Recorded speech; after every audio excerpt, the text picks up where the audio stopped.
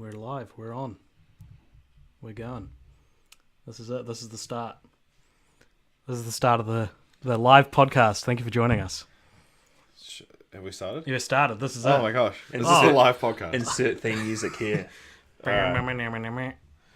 Okay, welcome. Thank you for joining us. Whether it's on live or... We're talking today...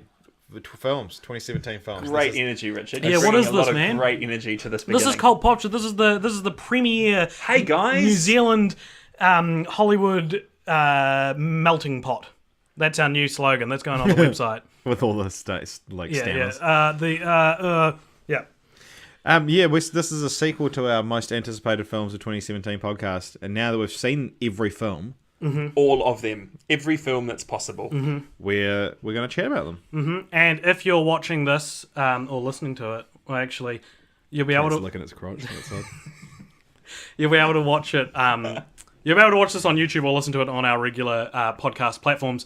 But there will be spoilers for most of the movies we're going to be talking about. But luckily, what I've got here for those watching our live stream is a little spoilers for. It's right there. Do you see it? Spoilers for thing, so you'll know if you're watching this without the sound on, you know what we're talking about. So just after we've spoiled it for you, AJ will type in spoilers oh no, for, and you'll know what's just been spoiled. Yeah, I can't wait till we talk about Pirates of the Caribbean, and I have to quickly type in Pirates of the Caribbean : Dead Men Tell No Tales, then shrink the text to the size that it's supposed to fit on the And screen. And then also say, AKA Salazar's Revenge. Yeah, true. And we'll be like, true. oh crap, is it a double R, Yeah, double B? It's Is it two both? B's. It's two B's. It's Carib Bean. I remember Nice. that. And, so because in case we have any people in the UK watching, they'll be like, Dead Men Tell No Tales, I don't know what that movie is, but I haven't seen Salazar's Revenge I've yet. never heard of Pirates of the Caribbean. But I cannot wait for Salazar's Revenge. I can't believe they released 2 Pirates of the Caribbean movies this year. Alright, so this time last year, roughly, we, actually it was early this year. Oh, so last time this year. We went over our most anticipated films of the year. Can you guys remember yours? I remember you only had Beauty and the Beast pretty much, didn't you? I had it's the only film you Beauty and can the Beast think of. on my mind, yeah. But then over the course of the podcast, I of course got very excited about a number of films. Some of which were good, some of which were not so good. I remember I said I really wanted to see Trainspotting 2, and then I haven't seen it yet. You also really were looking forward to the Emoji Movie, I which was I will not. remind everyone. I'm going to have to listen back. You thought it was going to be good, and you were like, oh, no, I'm a believer. I think that it could be really great. I feel like that might have been something I said. Yeah, I think that's something Richard said. Both of you actually were open Well, to yeah, it. because there was nothing really known about it at that point. And so I was like, it could be good. It could be like a Wreck-It Ralph. But of Could course, be a Lego movie. And it was not. yeah, well, anyway, I had on my list, because I've got the original handwritten notes here. Ooh. Star Wars Episode Order. 8, Thor Ragnarok, God Particle / Cloverfield 3. Didn't end up coming That was out this good. year. Blade Runner 2049, Logan, Kingsman 2, and Baby Driver. I remember you had Dunkirk and Coco. Yeah. And I think you had Spider-Man Homecoming. Yes, you did. And Trainspotting 2, and Star Wars 8. There you go. Where would I be without you guys? Tell me what I think. You'd probably be homeless, actually. Yeah. Probably. Alright, so the way this is going to work is I've got the same films we talked about and anticipated, so maybe you could have 2 podcasting devices, one ear in each, and listen to what we thought will then keep and what to we time. think now. Yeah. Alright, and okay, so first film we talked about last time was Moonlight, because that hadn't come out here, but you'd already seen it. Yeah, I'd and seen, like, a AJ, we preview. haven't seen it. No. So I feel like there's nothing new to say. I've just written spoilers for Moonlight, but you know what? Probably not going to be any. Yeah, because you gave your opinion on it last time. Yeah, and I think, I've thought about it a lot since then, and I still think the same. I would be interested to watch it again, see if I still think the same, because it's always interesting if you have a reaction to a movie, and then you come back, and then it wins the Oscar for Best Picture, and you're like, oh gosh, was I right? Or, right for yourself, but yeah. When La La Land got it in first, were you like, oh... No, I was so angry. I was actually really stoked that Moonlight won over La La Land, because I was so pissed off at La La Land for not being a real musical. But we don't need to do that, because We've done that's that been already. done. Yeah. Yeah. Stop watching this live stream. Go listen to this year's most anticipated. for my valuable thoughts on And Lana. then, Definitely. of course, next, what was also out by the time we recorded last time, Triple X3 with the Return of Xander Cage. I ran quickly after doing the podcast to go watch. I did not. No. AJ, I'm that not was going to type that in. I'm going to use my discretion and not type in Triple X3, The Return of Xander Cage for the 6 seconds it'll Well, be we on screen gave for. spoilers for it last time, didn't we? Yeah, I think that so. Ice Cube was back. Oh, well, now sorry, all those Triple X fans. Yeah, it should be ruined for you though if you haven't watched it yet. And then the film came out on the 20th of January, which I only just found out about its existence today. Not from you, Jeremy, but it's like one of that weird sort of thing where I found out about it. And you hear it And everywhere. then they heard about it. But the film called The Red Turtle. Oh, yeah.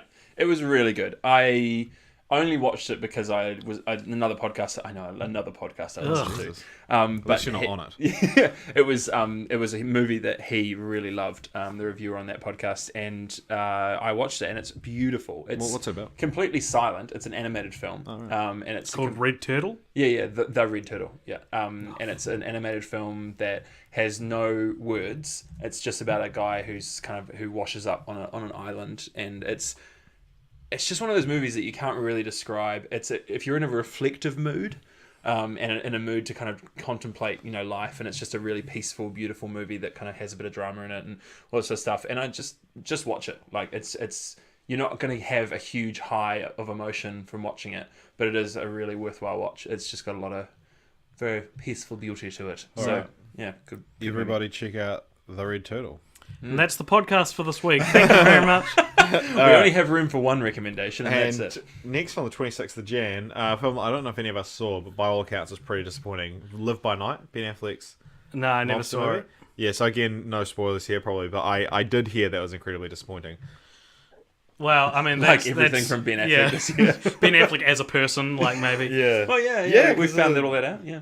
Yeah, it's been a very, like, on the whole, would you guys say it's been a disappointing year? Not for films, but for the people in them, yes. And the people who made them. Yes, yeah, Yeah. very probably the most disappointing ever. Well, I think what's actually disappointing though is that it's kind of like none of it really surprised me. Yeah, And I remember when I first saw the Harvey Weinstein accused of sexual assault, I was like, yeah, Oh, of yeah. course. Yeah, it's Oh, Harvey yeah. Weinstein. Yeah, but then... I've only heard his name in relation to, like, getting in But good with Then Harvey. you see, like, all the extent of it and, like, how that was actually just the tip of the iceberg. You're like, oh, shit. Like, And but also- the fact that I kind of did was just like, why is this news? Because, of course, like, yeah, I thought everyone knew that. Like, I thought it was, like, just someone being like, oh, by the way, I think Harvey might be a bit shady. And it's like, because it's like the open secret thing. Everyone knew it. But it is, on the whole, a good thing that it's coming out. Well, I think that's the disappointing thing though, is that like for so many years people knew and like Weren't able to knew do about anything these about it. horrendous things, and only now, quite rightly, is it all coming to a head, and people are actually losing their careers and jobs over abusing their positions for so long. And it's like, how were so many people, and then also like for us as movie watchers and stuff like that we had sort of felt that stuff like that was going on for so long, but it never really concerned us. It's just like, ugh, that makes me feel a little bit gross. But yeah, I think specifically hearing Peter Jackson saying that basically he confirmed that Ashley Judd and Mira Sorvino's career was ruined Yeah. by Harvey Weinstein because they refused his advances. That was just really gross. that's And that's nuts. like beyond just the initial kind of like effect on a woman's life of being abused in the moment, that actually the abuse then continued professionally, and it's just like, man, yeah, it's just pretty. Yeah, anyway, that's probably the most disappointing thing in film this year. I actually watched the mockumentary Forgotten Silver the other day. Have you guys yeah. seen that? Yep. So Peter Jackson made it in 1997, Oh, yeah. and it's basically a mockumentary about a guy who, a New Zealand guy named Colin McKenzie, who supposedly pioneered all these film things that we attribute to other pioneers, but he's saying like a Kiwi did it all first. Yeah. And it's hilarious. It's really fun. But Harvey Weinstein is one of the interviewees in it. And it'll cut to him being like, without Colin McKenzie, we wouldn't have any of these things. We wouldn't have feature films. We wouldn't. And I was like, Yeah. It's such a weird thing to look back on. Well, I think it's interesting because totally outside of the purview of this podcast, Project Runway All Stars is about to start, and Georgina Chapman, who's Harvey Weinstein's now ex-wife or separated wife, is one of the judges on Project Runway All Stars, and like it's like this is really awkward because also Alyssa Milano is another one of the judges. She's the host of the show, and Alyssa Milano's been one of the She actresses. started the Me Too movement. Yeah, exactly. And it's just like, how are you two on the same show? Like, this is very Yeah, I wonder if odd. there's bad blood between them. Or I mean, Georgina Chapman obviously has left him, so. But yeah, anyway. Spoilers for Harvey Weinstein has been on the screen for a few minutes. But yeah, it's interesting that like you say about like the watching the Forgotten Silver and you see Harvey Weinstein, you're like, ugh. But like I feel like Harvey Weinstein's the one who like because I guess he's not as like talented.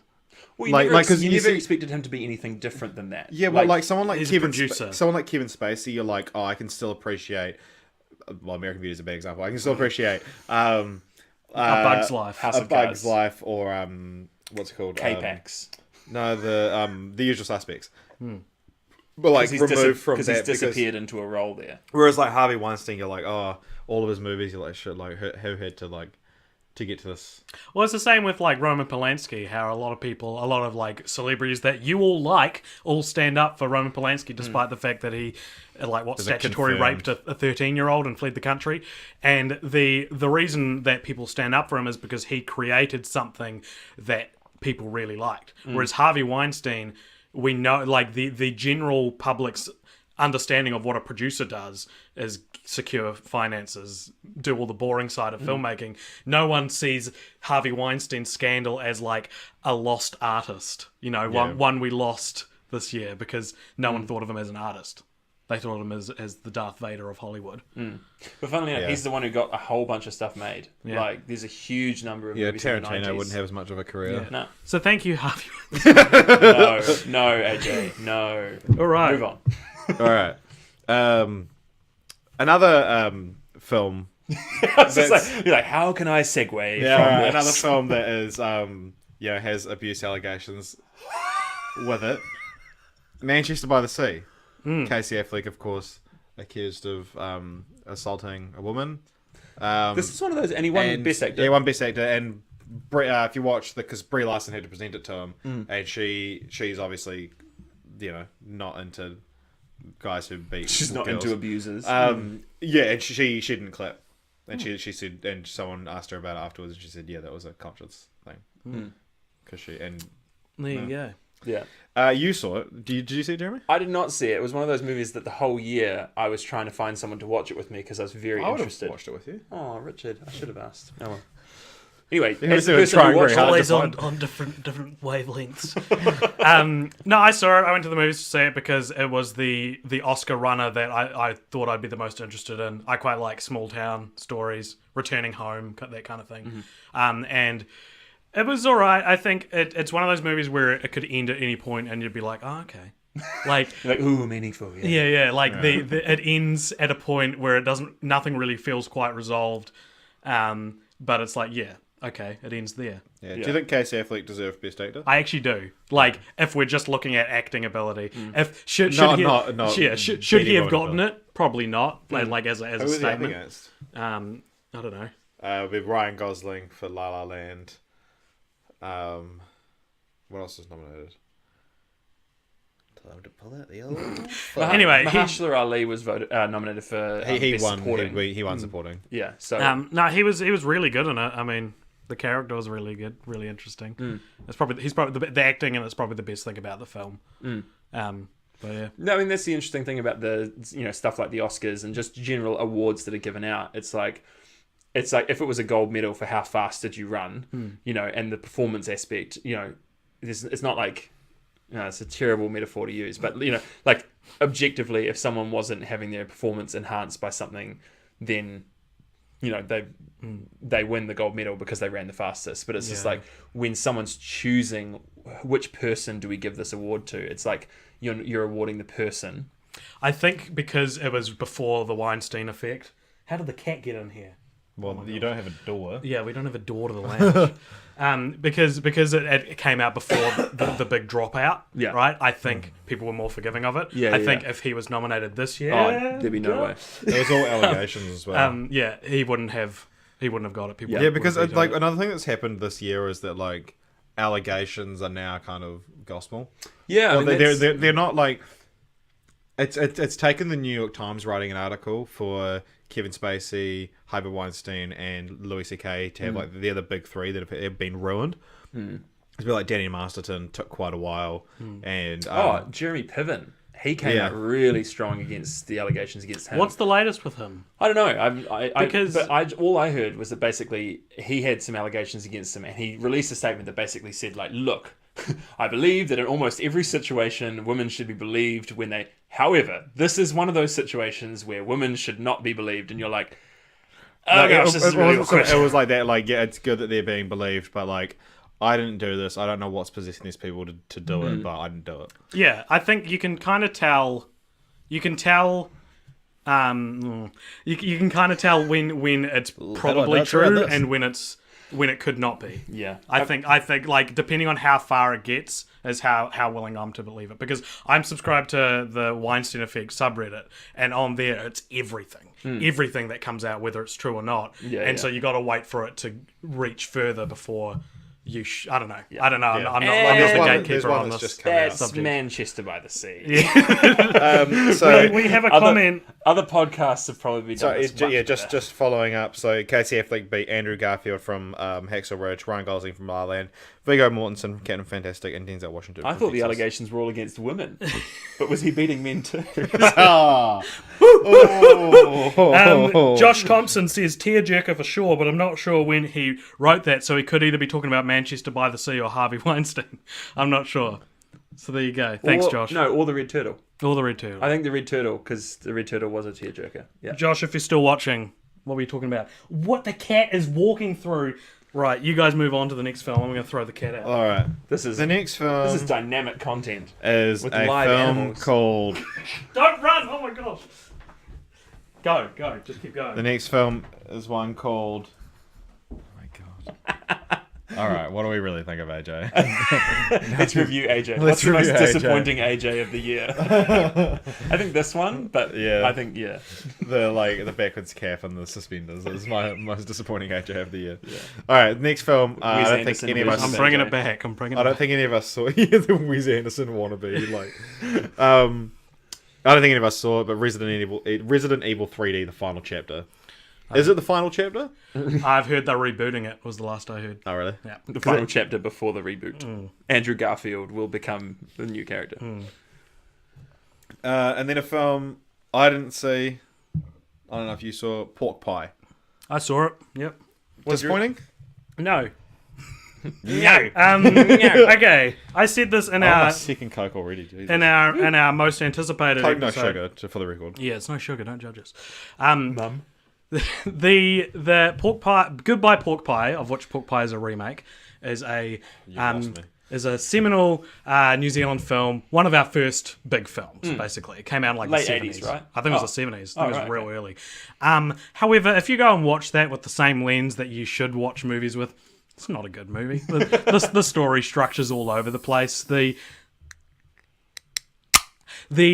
characters like switch in their importance to the plot. Like it starts on one character and then ends on another character, and you're like, but I was following. Right. Yeah, Goodbye Pork Pie refers to the secondary character. Oh, okay. Not, so Yeah. so it's not a good movie. I thought Pork Pie objectively improved on Goodbye Pork Pie in every way it could. However, Goodbye Pork Pie will always be remembered more because it did more for New Zealand. And just cinema. because it improved on the original doesn't actually make it a really, really good movie now. Correct. Yeah.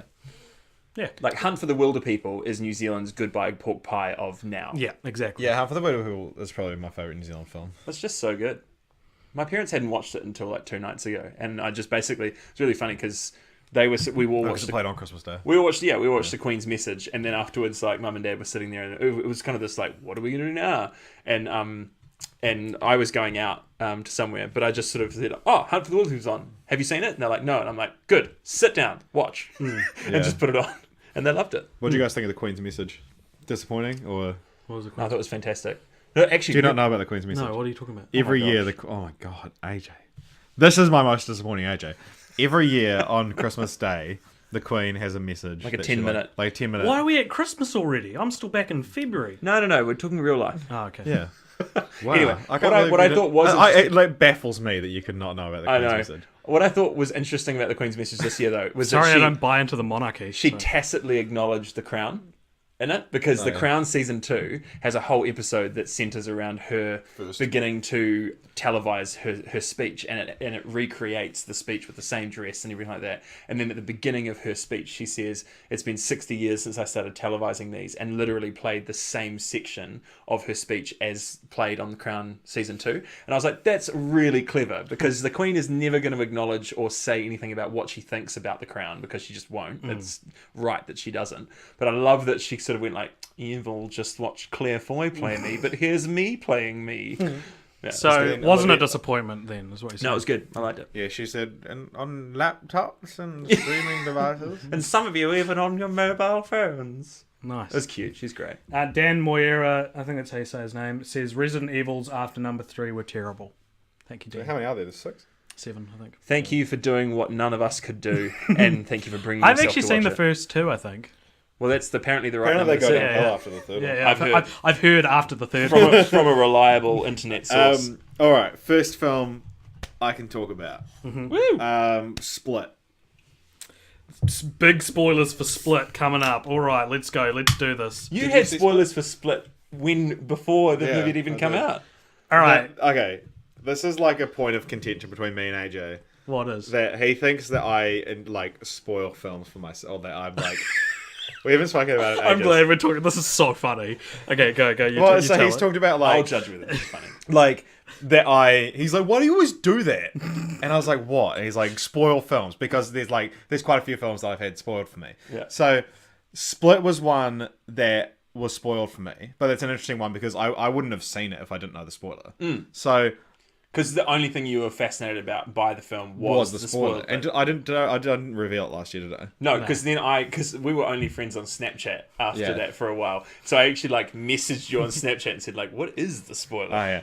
So I just want to say that I I want to go understand through the rest of them, Okay. how it works. But what were you going to say? Sorry. about you spoiling things for yourself all the time. Yeah. I understand that you're not doing it on purpose, but I don't know anyone else who falls into as many No, well, spoilers as it's you. the thing of like, I mean, how many people do you know that care about film as much as I do? That actively research it on their own time. Yeah. And then films just Split. It was it was because I saw an article that was like, spoilers, Split is actually a sequel to ...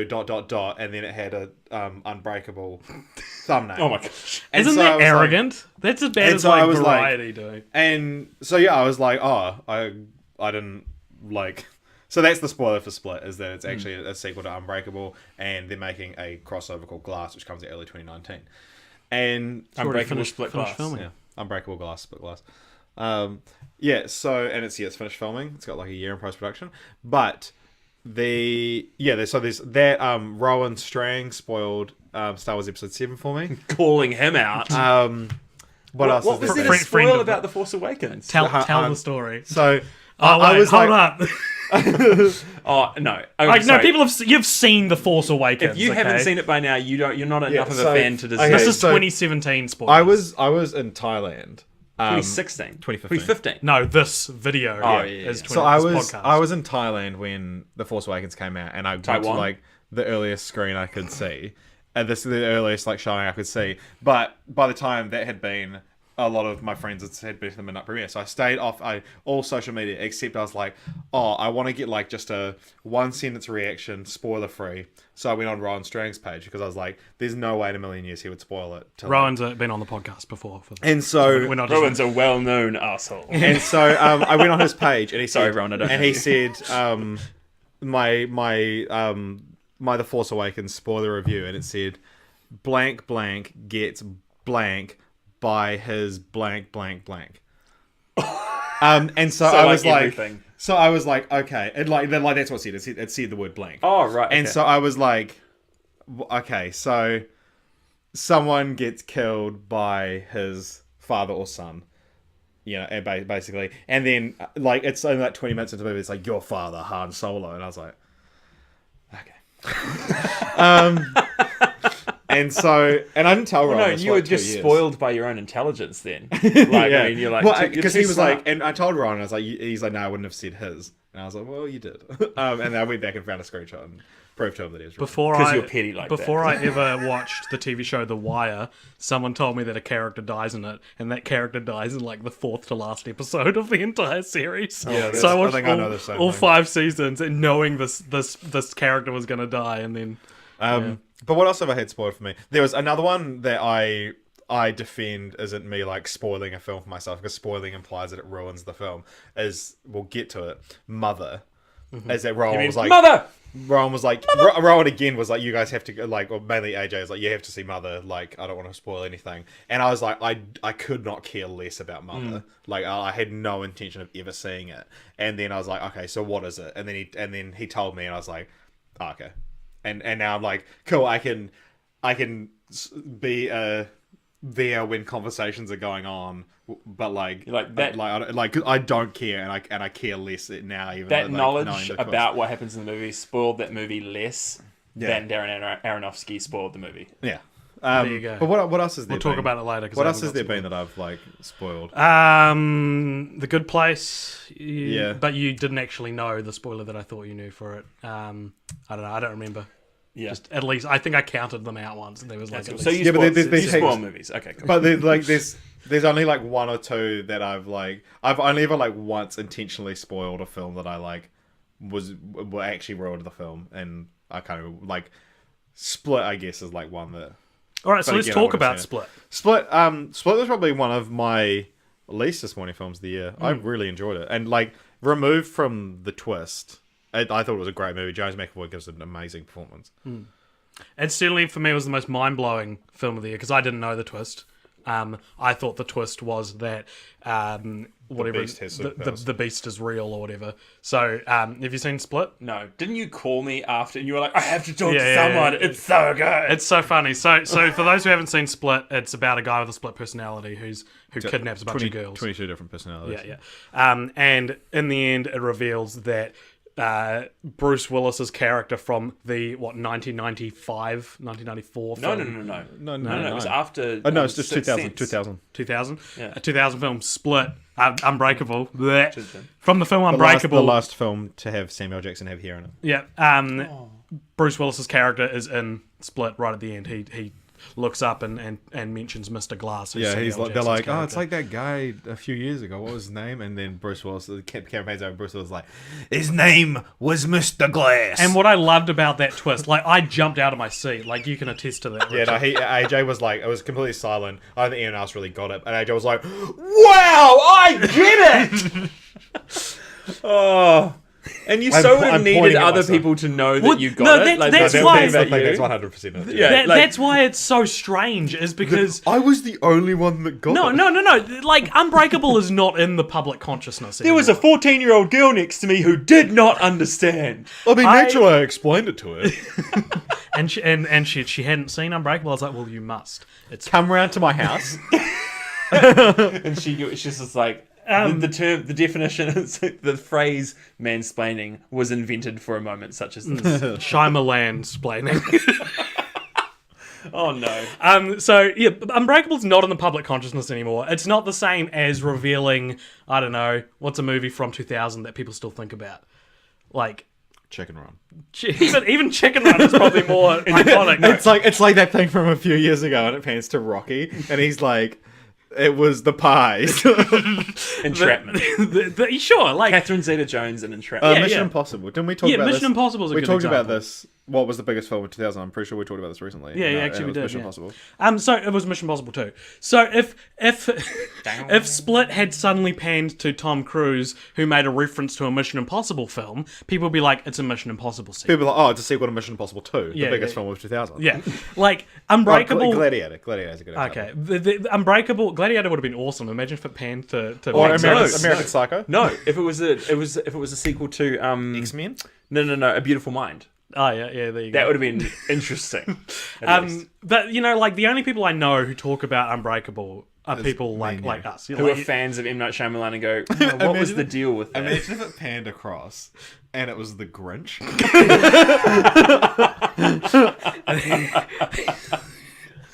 Oh man. Or if it was like the three guys from Vertical Limit being like it was that Hey, fucking mountain. Chris O'Donnell needs more work. He is a good actor. Josh Thompson says, so should I watch Unbreakable first? I don't know, it's alright. I'm not a big fan of I'm going to say Unbreakable. don't watch. You don't have time in your life to watch Unbreakable. Jeremy's on that hating Shyamalan train, but Well, do you know? because Do you know what's, yeah, he probably deserves it. he deserves it. Like, he's done... How many movies has he produced? Like, what, 10, 11? Probably less than that. Probably Two of them have been good. Which two? Well, Sixth Sense, and I'm just generously giving him another one that I can't remember at the moment. Split is really Split's good. pretty good. Signs has become... Oh, sorry, Signs. Everyone loves Signs. I was just like, And Unbreakable is held quite high regard as well. The Village, I think, is actually held in quite I high like- regard. I like The I did Village. not like it, I like but The I Village. get that people do, and I'm fine with that. I'm a big fan of. People are The not Last allowed to Airbender. like. People are not allowed to like The Happening. They're not allowed to like Lady in the Water, and they're not allowed to like Unbreakable. What in Unbreakable? Last Airbender. You mean Last Airbender? I feel is his I forgot magnum about- opus I of forg- dung. yeah, like yeah. that's the one that people were like, M. Night Shyamalan, get out of the woods. I've erased that from my memory because I didn't even see it. So I watched it very briefly, and it's such a like as someone who doesn't really care about the TV show, like it's not a good film. Yeah. Objectively. Cool. Yeah. And You that know, was- it's an interesting thing that we sort of talked about yesterday. There was like one of those things of like perfectly articulating it is that like this is just a general statement about me and AJ is that I'm always angry and AJ's always sad. Bringing that up. I should like a better way to put it is if the philosophy from Inside Out is real, Oh, yeah. and we are each driven by a different Right. one of the 5 emotions, I would be driven by sadness because I react to things with like a defense and With a like a defeat. Yeah, defeat. Whereas you react to things as an explosion and an attack. Well, you're either that or you're the worry, like the Bill Hader. Yeah, worry. yeah, sure, yeah. Yeah. But it's interesting, like thinking back about You'd be disgusted. I'm, Jeremy. I'm disgust and joy. I'm going to claim that. I'm going to claim but thinking about it it's like because yeah, I am always angry. But That's your secret. that's my secret, yeah. Yeah, no, but like thinking back about all these films, I was actually really optimistic about. Actually, even coming off the back of 2016 being a pretty disappointing year for cinema, but like I remain pretty optimistic about films until the last moment, and like there's a few examples that we'll get to that of times where I was like, even walking into the cinema, I was like, this should be good. But this year has objectively been better. Oh hell yeah! So much better than Oh, yeah. 2016. Yeah, I'm not disappointed by this year at all. I think we've had some incredible. Turn the films podcast this off. We've had we've had some of the best movies of the last 10 years this year, I reckon. I reckon we've had some of the best movies of all time. Oh my god! You can't say that. All right, yeah. So Split, I was Record scratch. Split, Yep, that's me. Sorry. Yeah, Split was one of those interesting ones that I just wouldn't have seen it or ever thought twice about it unless I knew the twist. But I'm glad that got me into the cinema, and it didn't. If anything, because it got me into the cinema, it increased my enjoyment of it because I wouldn't have seen it otherwise. James McAvoy's pretty awesome in it. And hell yeah. he toes that line of being... It's like Heath Ledger in The Dark Knight crossed with the worst Nicolas Cage performance. But somehow it works. Like he does so many things in that where you're like...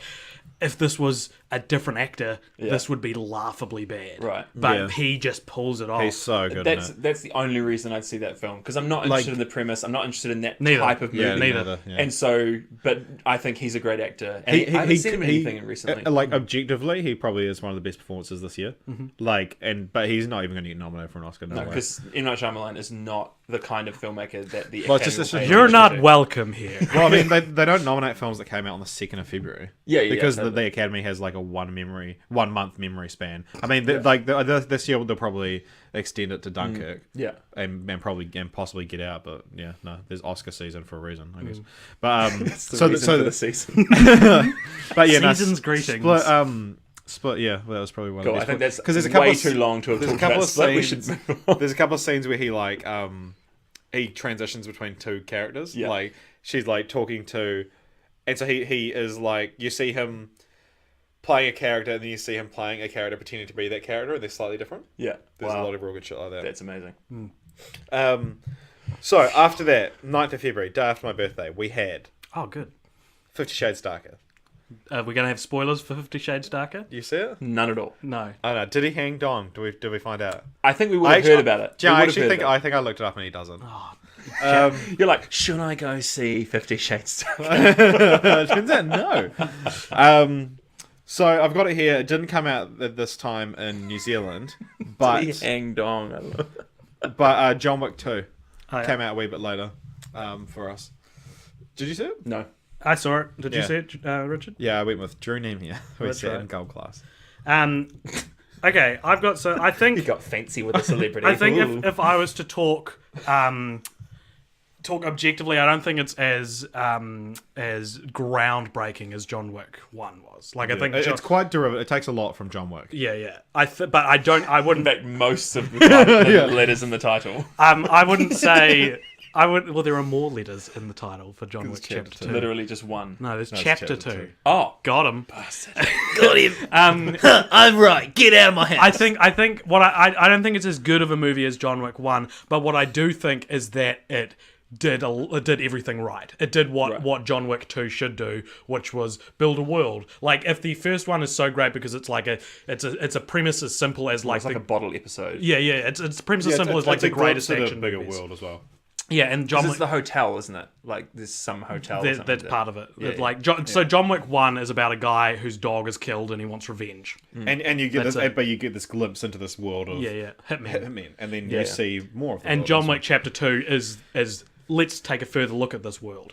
And for that, I was like, this is great. It's not as good because it's by design not as refreshing of a concept, but I like this world. I like the stuff they're saying. This Yeah. is interesting stuff. Well, So- it's interesting because I did see The Raid. I didn't see The Raid 2. But, like, The Raid, again, such a great concept for an action movie because it's just one building. Yeah. And it's just like, Yeah, the Raid 2 is very different. yeah. And Yeah. so, I mean, I listened to you guys, the They're podcast that completely you did, different because films, I'm a good friend. But, yeah, just, like, The Raid 2 came out and I was like, I don't need to see that again. Like, I've seen that concept and it was really great for one movie. Yeah, I mean, Probably doesn't need another. the Raid Barrendale is completely different. Yeah. It's like clearly the same voices behind them, but they're completely different films. Yeah. we have a couple comments. Kaori Naitoro says Arrival, but I don't think that came out this No, year. sorry, that was my favourite film of last year.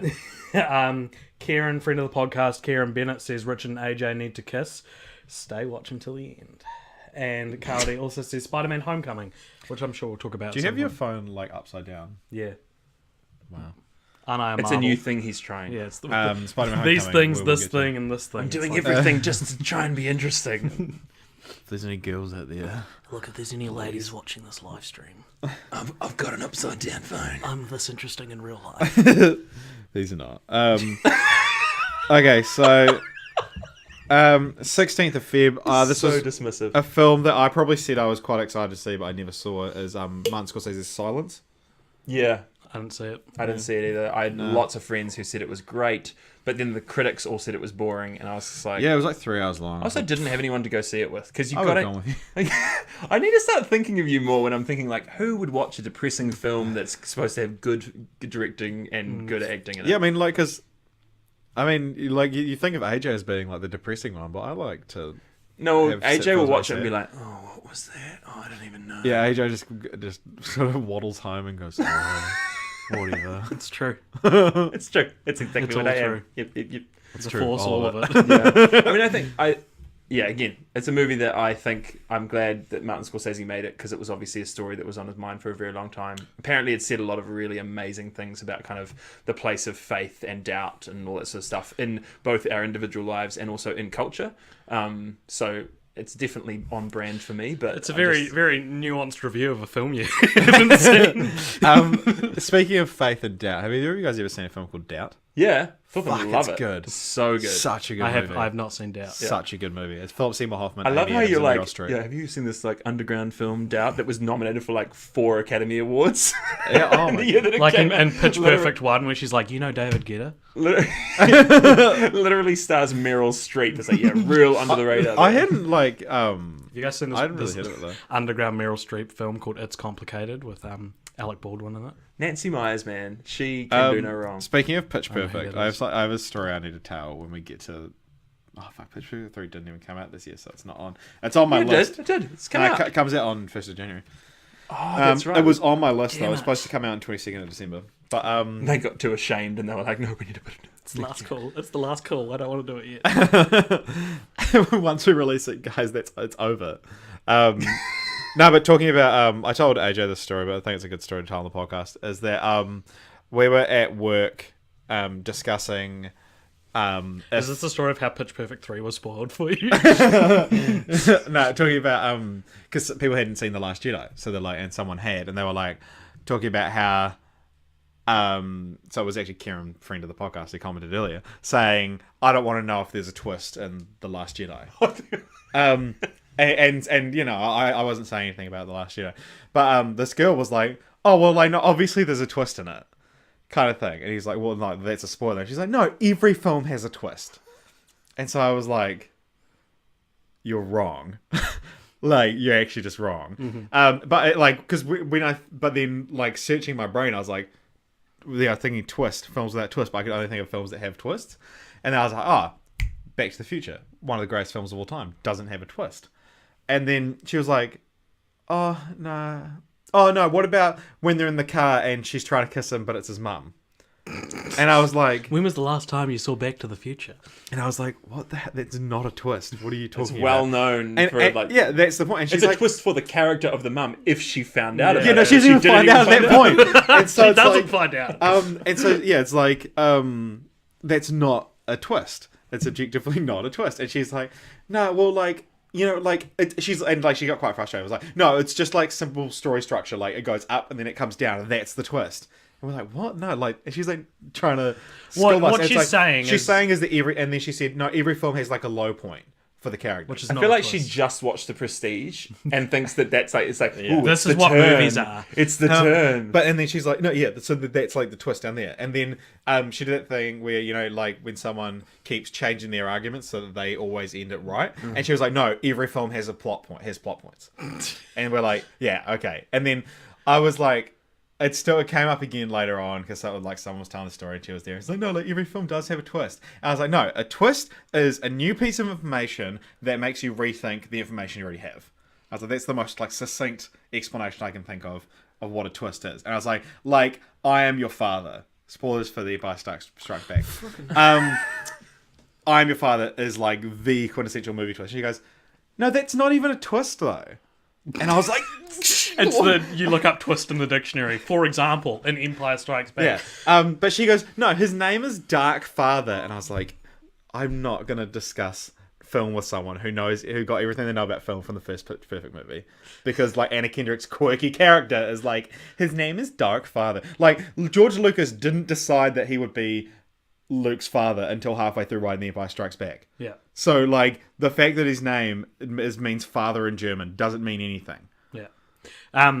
I just love that whole story was like Pitch Perfect No. 3. The whole story was Richard being like, and I work with this dumb woman who just doesn't know what she's talking about, and I do, and I'm telling you how smart I was when I was arguing with her. To be fair, she's lovely if she's listening. Okay. No, well, I think what she's saying, and this is true, every film, every story has spoilers. A spoiler for Back to the Future No, would be he every- gets home in the end.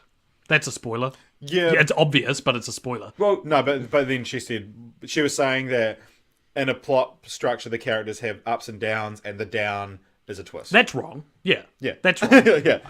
I just don't think that discussing this any further is good. Yeah. But anyway, So John Wick Chapter 2. that's what annoyed me about the first Pitch Perfect is that her character doesn't like movies because they have dumb endings, and it's like, give your character a quirk, but that's the stupidest one.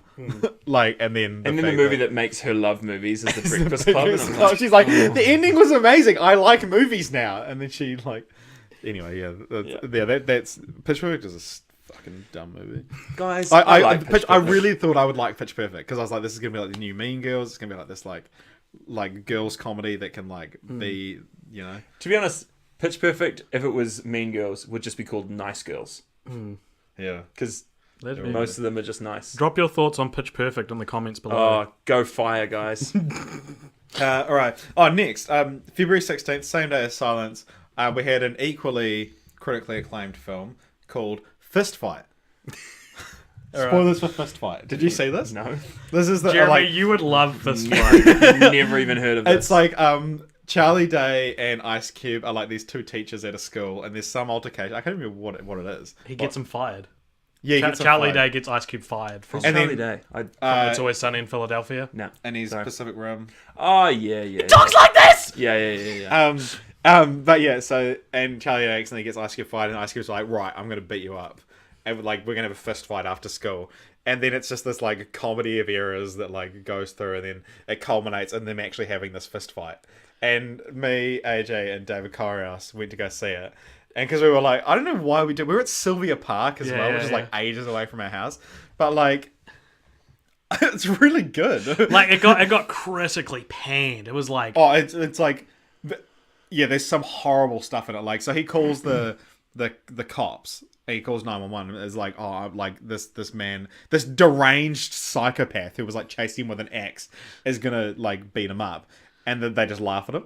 And like it's you're a grown up. You're not getting beaten up. Like the joke of it is that Charlie Day is very much the audience surrogate, where he's like, "Why do you want to beat me up? You're a grown man." And Ice Cube is like a mentally challenged. It's basically like the conceit is it's adults behaving like teenagers at school, Yeah. and they're teachers at school, so they're in the school setting, Yeah. which gives that parallel, which Yeah. makes it fun. And then it culminates into one of legitimately the best fist fights I've ever seen. In a yeah, movie. it's actually real. It's like It's so funny. I Yeah. really love it when you watch a film, like when you watch a movie. It's not a film; it's a movie. When like everyone, especially comedies, because like comedies are so about what mood you're in when you see it. But everyone tells you it's gonna be absolutely terrible, and you just go and you just have a great time, and Yeah. you're like, oh, I got one. I got one that the critics didn't get. It's Yeah. mine. yeah, that's yeah, I was talking about this with AJ yesterday. Actually, is that like one of the movies I had that with was A Million Ways to Die in the West. Objectively horrible, but I just really felt like watching it. I went and saw it on the opening day. I flippin' loved it for some reason. I laughed my ass off, and then like told all of my friends, "You have to go see this movie. It's so funny." And then all the critics' reviews came out in between the time I told my friends to go, and then I took some friends with me, and I just cracked up again, and everyone was sitting there being like, You got This is spoilers the- for A Million Ways to Die in the "This West. is the No, I worst." haven't. It's like they were like, "This is the worst movie I've ever seen." It's horrible. It's And I- like I loved it though. But I still don't enjoyed really it. understand how it's horrible. Like when the big huge block of ice just I haven't seen it. just Yeah, it was one of those films that like I walked out and I was like, I've enjoyed the last hour and a half of my life, but I'm not going to tell anyone. Like I'm not going to say same thing happened with Zoolander 2. I was like, that was fine. I'm not going to recommend it to anyone. I'm not stupid. Well, I think it depends on who you watch movies with. I remember I saw Our Idiot Brother by myself, Paul Rudd, Zoe Deschanel, and I was like, we all know it. I was like, oh, all right, that was average. Then I watched it with you and some of our friends. This was years ago, like 2012 or something, and I really enjoyed it watching it with people. And it's like I saw something with other people It's laughing like at people give you the permission to Yeah, find yeah. something funny. Yeah. Like Von and Brian, like those are my people to watch. it. Von these. was actually watching before. oh so. cute. So We just had a disconnection on the OBS, by the way. So sorry if that affected your viewing experience.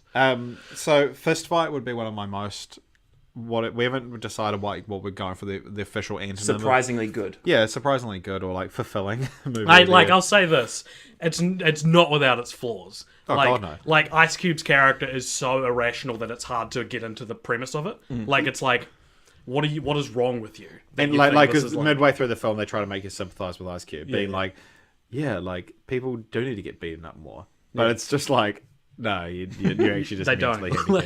handicapped. But that ending was so immensely satisfying. It just completely delivered on what it promised, which is something every movie should do. Yeah, that's the thing. Is that you're like, I want to come to this to see a fist fight, and for it to just be ridiculous, and it was. Because it's like the last day of school, isn't it? So Yeah. it creates this post-apocalypse feel to the school. Like students are running rampant. So it's like it's built up quite well. Yeah. So now, one of AJ's most anticipated films of 2017, T2 Transpotting. What did you think? Give us your full review, Come on, AJ. you You've got the are full ready one. for this. I'll Here tell you you go. what, heard it was good. Okay, and Logan came out 2nd of March. Oh, this was absolutely the one you were frothing over. I was. How many times did you watch the trailer? And it'll be over 100, I reckon. Yeah. I actually just bought this on Blu-ray yesterday, and I'm going to rewatch it because I only saw it when it first came out. And our How initial very 2014 of you. our initial review was not perfect, but now I've come round to it. I loved it. Yeah, You know what? I'm going to put it on my list of disappointing films of 2017. Really? Wow. That's so AJ of you. AJ just leaves. All right, so AJ, do you actually keep a list of your most disappointing films of the year somewhere? Do you want to tell us why, or are you going to explain Yeah, I it thought later? the clone Wolverine was stupid. I have put up spoilers for Logan. I thought that... Have you put it up? Or Yeah, I have. I thought that Check it. I say it's disappointing, but I don't think it's a bad film. Does that make sense? Like, I'm not saying don't see it. I'm saying Like, it's, you were like, it didn't live up to what I thought it was going to but it's still one of the best X-Men films. Oh, ever made. 100% is one of the best X-Men films. I thought that everything about it was pretty good, pretty interesting, pretty intriguing. Kind of like character stuff going on, especially for like there's that connection with what's his name? Professor Xavier. X. No, what's the actor's name? Hugh Jackman. Hugh Jackman. Hugh Jackman playing this character for the last time. You know, all that stuff is wonderful. It's great. Yeah, totally. The design of everything is great in it. And then like a little maybe over halfway through the movie, he's faced with his ultimate villain, and it's just a Wolverine clone. Like literally, it's Hugh Jackman playing Wolverine. No. And I get the symbolism. You don't need to explain this. I get that it's like his greatest enemy was himself, but everything else in that movie is so grounded and so real and emotional, and like that felt like something out of Do you think X3? Do you think X2. basically because it was? Do you think if they had a cloned version that was played by another actor who was actually young rather than a CGI version of If himself, that was how they if they rebooted it. removed the gimmick out of it, Maybe. of like a CGI version? Well, okay. Part of another issue is the guy with the robot hand who looked like Draco Malfoy. yeah, and he just didn't. There wasn't. They introduced this villain, and then he was just like not really a thing. I thought he was so much more interesting he than was a cool, clone villain. than a clone Wolverine. Yeah. Like, and if they had doubled those character, make it someone who could capably fight Wolverine. Yeah. Because obviously this guy with the robot hand couldn't. Yeah. Yeah, I liked Mix his those introduction characters scene was together. really cool when he's like, "I'm a big fan of yours." Yeah. Oh, that was so cool when he he's got a in cool the back character. Of the, yeah. Do you remember how that guy dies? Yeah, He gets pulled under the ground by like a nature controlling mutant, and it's so quiet, and it's like Right, yeah, he was like way more interesting than X-24. Yeah. You know, like, and that's another thing is like I feel like you shouldn't introduce X-23 and X-24 in the same movie. I like feel the little girl. Yeah. I feel like that undermines the significance of her as the central. it's MacGuffin. interesting because we'll talk about this more. Coyote says the kids were dumb in the Wolverine movie. Adam says AJ speaking my mind on Logan. Yeah, You've like got friends, AJ. Okay, we'll talk about it more when we get towards the end of the year. Mm-hmm. But this is one of those films that it has good and bad stuff, but the bad stuff, like on the whole, I'd still call it an enjoyable movie. Yep. Where there's and things that like I get, but they looked kind of silly on screen. Didn't bother me as much in this film as they did in another film that came out this And year. I'm the That opposite. we all so know. Opposite so of I that. think where the way I feel about Logan is probably the way you feel about the other film, whereas the other film is you feel what I feel. Yeah. Yeah. The thing And no spoilers for that film. We'll get to it. When we The get thing to that I really loved about Logan, though, is I feel like Logan is the best post-Trump movie that I've seen. Because it basically... It's very rare that you get, especially with a big action film, that you get characters that are living the kind of life in like small town USA with no money and really struggling with like health issues, aging, a health system that doesn't care, you know, all this sort of stuff. Like, I loved the fact that the mutants, even though they're these otherworldly mutants, as they are getting older and losing their power or losing control of their power, that actually that they are avatars for, it's, you know, it's where sci-fi is at its best, when it's actually amping up the reality of people's lived every day. And I think that, you know, actually seeing like, you know, the death of the mutants as kind of almost like the ending of the great age of America. Like, I loved it. I thought it was so good. And the fact that it was showing like kind of the interplay between, you know, the on the border of Mexico and America and all this stuff. It felt very current. It felt very now, but also felt like it wasn't, I'm always amazed by films when they can do that in a way that doesn't feel like shoved into a narrative about characters we already care about, that it actually felt completely genuine to the story of where Logan and Professor X would get to if they were in that situation. And I felt like all the characters made decisions that were totally in line with who they had been throughout the whole series. And like the bit with, Professor, they go to Las Vegas and Professor X is in the bedroom and they're watching that movie, like all of that could have felt really cheesy, but they just did it and they created an atmosphere in the film that I thought was just beautiful. Yeah, it's one of those things that, like, for what the risks it took and what it means for films now, I can forgive a few minor quabbles To get you to the point that they got Yeah, to. whereas the other film, Oh my which we gosh. won't mention yet, though they were enough to ruin my experience. Yeah. The last lines that Logan says, oh my gosh, I actually cried. And I was just like, never thought I'd cry at an X-Men film. Yeah. But when he said, like, this is what it's supposed to feel like. And I was just like... He was superseded by Mr. Poopy Butthole from Rick and Morty, though. When he gets shot at the end of that episode, he's like, oh God, is this what dying feels like? You are the worst person.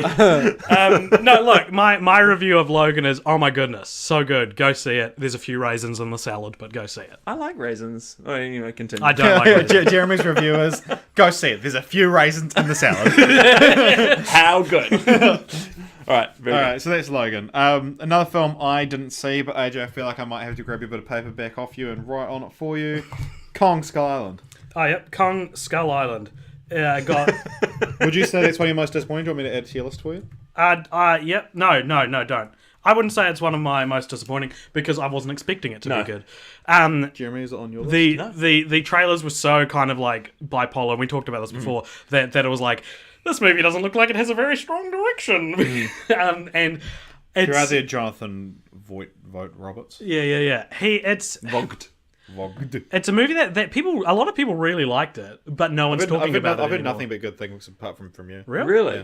Man, I think stylistically it was really beautifully shot. They created a whole bunch of really incredible visual moments, and obviously the guy comes from a music video background, which you can tell because he's really good at the film has some great some beautiful visuals and like the ideas of where he placed battles. Where he put like the battle where Kong's in the forest and the helicopters are going around above, like all those set pieces were great. But like they just randomly introduced characters in the middle of the thing, took characters out, and like it made no narrative sense, which was frustrating because it was like for a movie that's so well made visually, you want it to be matched with the story, and also there were some cool characters in there, and then there were characters that were just acting. It's always disappointing when you see a film and you're like, oh, that person in the film is only behaving like that because the script is telling them to behave like that because they need to get everyone to this point, rather than that character feels fully fleshed out and that person is making decisions which are authentic to their character. So the best thing about Kong Skull Island is John C. Reilly's backstory, which isn't the movie. Yeah. Like that's the problem is that They open with it. It opens with the young version of John C. Reilly's character, and he parachutes onto Skull Island with another Japanese soldier in World War II, and they go to fight each other. They're stuck on this island. They go to fight each other, and then they're completely like thrown off by Kong. When you find him, when they go to the main characters go to the island like 30 years later, they find him again, and he talks about how his Japanese soldier friend, they became friends, he died, Goodness me, that's a way more interesting story. Like imagine that, like the unconventional friendship of two people with completely conflicting ideologies, and then learning to love finding each Kong other. on that island while they're also negotiating language and all that sort of stuff. The thing that was really interesting is that it's almost like they fully wrote the script for the film, and then they had like this little side story about John C. Reilly's character growing, older, and then all of a sudden this like group of Americans come and like find him, and they get introduced halfway through the movie. Yeah. And then I feel like Tom Hiddleston became attached to the film, and they were like, where are we going to put him? Yeah. Oh, he's such a big star now. Oh, well, let's just completely ditch this whole, John C. Reilly story. Let's amp up the American Search Party and just stick him in it for some reason. For the record, Tom Hiddleston is terrible in this film. Yeah. He has cheese. It made me think, is Tom Hiddleston a bad actor? Like, because I've seen him as Loki, which you can't really be bad at because it's so verbose. And you're given a lot with Loki in the script. I'm hedging my bets on Tom Hiddleston's abilities. No, but Night like- Manager is good. I haven't seen it. based on Loki and Kong Skull. Yeah. No, because there's a part, I can't remember what the line is, but there's a part where him and Brie Larson are like staring out at the night jungle, or the jungle. Just before King Kong raises up in front and he of him. says something that I can't remember what it was, Yeah. but it was so cheesy. But and it was you've so got to remember cliche. that's the writing as well. Yeah. Like, Yeah, I mean, writing and direction, I think. Yeah, Tom Yeah. Hiddleston, I think, is a good actor. But the thing that was really stupid about it was, I can't remember why, but there's a whole bunch of stuff in there where like characters just do stuff just so you can get, just so there can be problems created. So they make really like Samuel Jackson's character is just stupidly obsessed in one direction. Yeah. And you're like, It's because Samuel Jackson's terrible.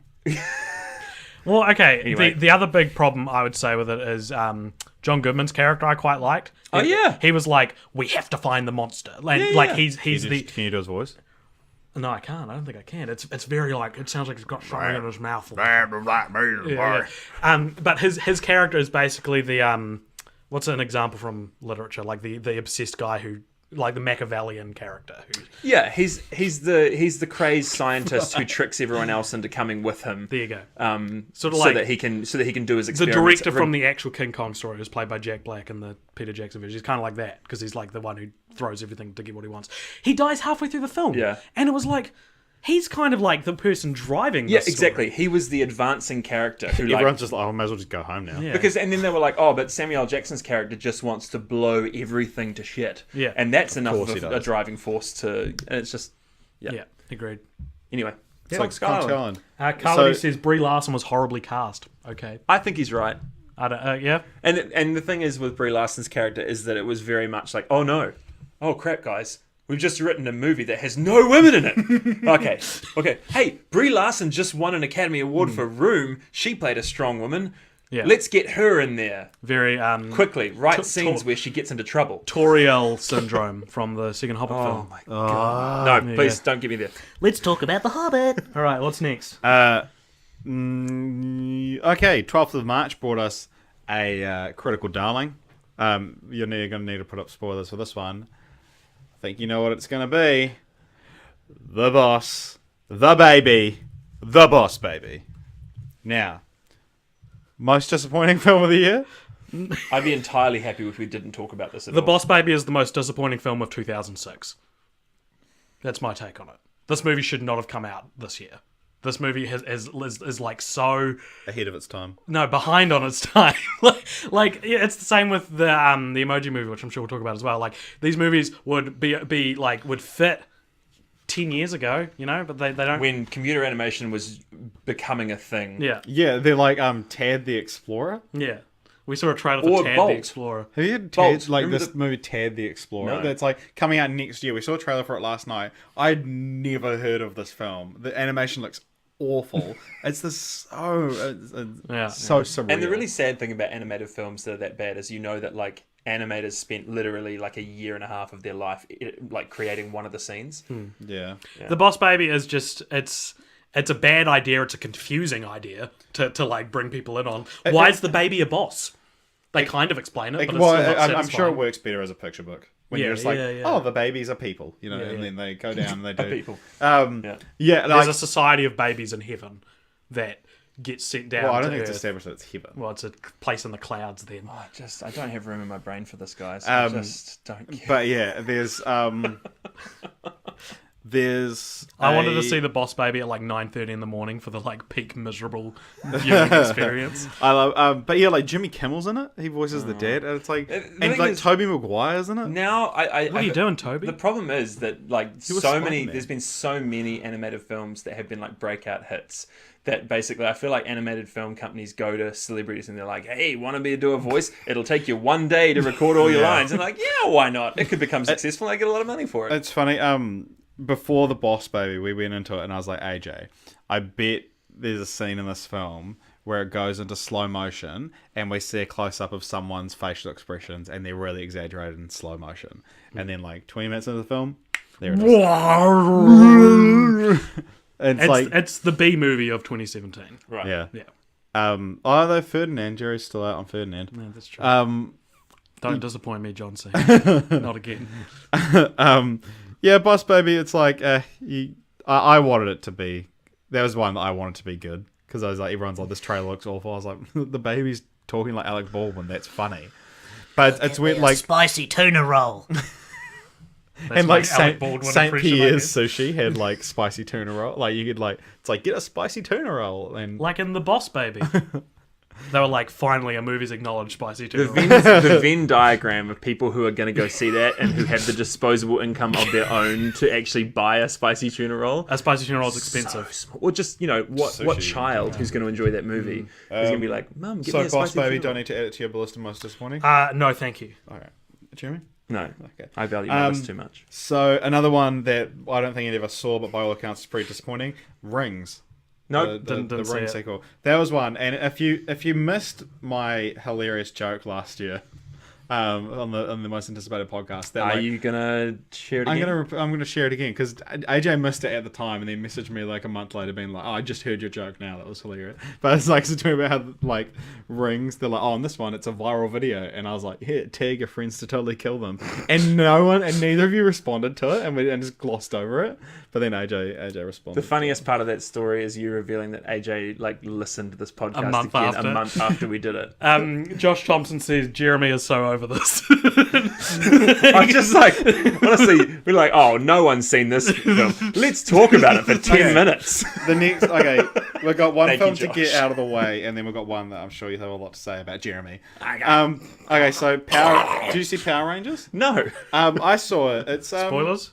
No spoilers for Power Rangers. It's not bad. It's like it's one of those films that you just can't take seriously. Yeah. Like I went being like, ugh. And then the opening, then within the first like 30 seconds, there's a joke about like masturbating a cat or a bull. Classic Power Rangers. Yeah, they're like, they're talking about like, oh yeah, like, oh she should, it's like, it might be a cow, and it's like, oh she should be happy. I just milked her, and it's like, this is a bull. And he's like, oh, I was wondering why there's only And one then- udder. And that's why her name is Rita Repulsa. And then big block letters masturbation go la across the screen. But there's like, yeah, I just remember like when I got into it, there was like the opening scene ends with the main character being in a car accident, and so there's like this big car accident, the car rolls, and it's like him upside down being like, and then it's like, Power Rangers, and I cracked up, and I was like, oh my god, I'm That's just the gonna hero shot. enjoy this movie. And I was at a screening for cast and crew of Power Rangers that shoots in New Zealand, in Auckland, and I was like pissing myself laughing. And Jess, who I was with, who worked there, was like, "Oh my god, you're so embarrassing," because I was like cracking up at this, and it's like this is people who like live and breathe Power Rangers, and I was just cracking up. But then like after like 20 minutes of me just laughing, I just got I Did you leave? She got over it and thought, I'll just let him enjoy it.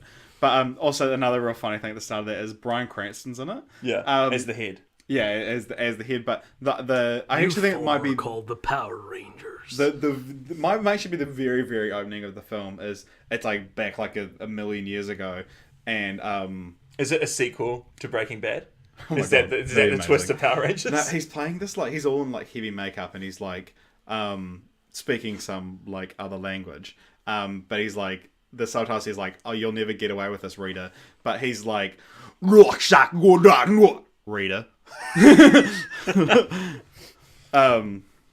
Yeah, that was funny, and then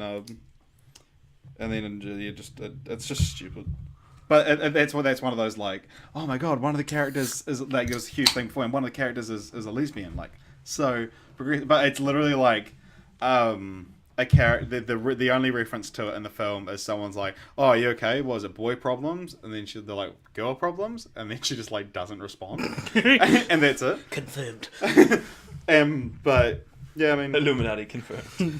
maybe they'll go into it more in the sequel, which Will not happen. it has a sequel tease at the end of it. Spoilers for Power Rangers. There's a post-credit scene that like someone's like Tommy, which is the Green Ranger or something like that. All right, film came White out. Ranger. 30th of March, boom, Beauty and the Beast. Jeremy, go. Oh man, Beauty and the Beast. I have to say, this is my most non-disappointing film compared to what I thought it was going to be. I actually went into. I don't know if you remember me. You probably didn't. You probably erased it from your mind. I'm Jeremy. But hello, I'm Jeremy. I was massive hater on Emma Watson's singing, and was just like, this is going to be really disappointing. It's just, what's the point of doing Beauty and the Beast as a live action? I went into it. And I think having those lower expectations really helped me to have a great time, which is nice. And I just absolutely loved it. It was magic. And yes, her singing is not as good, but it wasn't as distractingly noticeable that she was auto-tuned as I thought it was going to be. And I thought the casting was really great. I really loved what they did with the village. I thought all of that was really cool. And the Beast's design wasn't as bad in the whole movie as I thought it was going to be. And the new songs were pleasant. I liked the new song. Oh, the new song I thought was Which really one? Good. And I know she'll never Evermore. leave me. Yeah. It'll be interesting to see if that's nominated for an Oscar, because I'd love to That's see... the only reason they've I'd love to see... Well, they actually had 2 new songs. And because they had the one in Paris, the song that Kevin Kline sings about the mother. And then they also had the aria sung by Audra McDonald, who was the wardrobe at the beginning. Anyway, I would love to see Josh Groban sing live at the Oscars. Yeah. But Beauty and the Beast was a great movie. I won't probably watch it again, but it was really good. Yeah, it was one way of to those put things that like it's fun as it's like a fun novelty of seeing an animated thing in real life. And but I wonder how much, like, if you'd never seen or heard of Beauty and the Beast, how you would view it. Would it be a great movie? Yeah, on its and own? also, did Josh Gad's character being gay ruin it for you guys? Did you notice at all? Who would win in a fight between Josh Gad's character being gay and the gay character from Power Rangers? Yeah, I think I'm interested though in the fact that, like, obviously they in the original film, like, because I went back and watched the animated film, and it's just the difference between Josh Gad's character, like, actually being attracted to Gaston and being almost like in love with him, but also in awe of him in this one, versus the original LeFou, who was just kind of like, so like, I've hitched my wagon to this guy because he's way stronger than me and I'll never be able to make it in society. So it's like, how like bullies collect around them, just people who are too scared of operating on their own, so they like will hitch their wagon to a bully. It's like, I think changing the dynamic of LeFou and Gaston from being like that recognizable thing to, oh, of course he's gay because that's the only reason anyone would follow this guy around, it was different. And I think it probably invites a reading of the original LeFou that I don't think is legit, but that's fine. Yeah, it's interesting because it's a similar sort of thing to what happened with Star Trek Beyond when they made Sulu gay in reference to George Takei. George Takei, and then George Takei was like, He doesn't "That's need to stupid. be." I don't want him to be gay." And they were, and then some people was like, "Well, you're wrong," which I thought was quite funny. Like, I mean, this guy he would have like idolized George Takei, but it's like I get that because George Takei was like, oh, Gene Roddenberry's vision wasn't to have Sulu gay, and then his Simon Pegg was like, no, Gene Roddenberry would have been proud because it's about like diversity and that's what Star Trek always was. Kind of stuff. And I do kind of side with Simon Pegg, and it's like, it's a reboot, you can do whatever you want with the characters. But similar kind of thing is that like this weird back and forth of them being like, yeah, a character's gay in this, and then Josh Gad's like, I didn't know he was gay. I didn't play him as gay. And then ended up getting banned in Russia because of Malaysia. Because of having a homosexual character. And literally all that happens at the end is like he gets sort of thrown into dancing with a guy, and the guy's like, hey, and he's like, hey, and they're like, okay.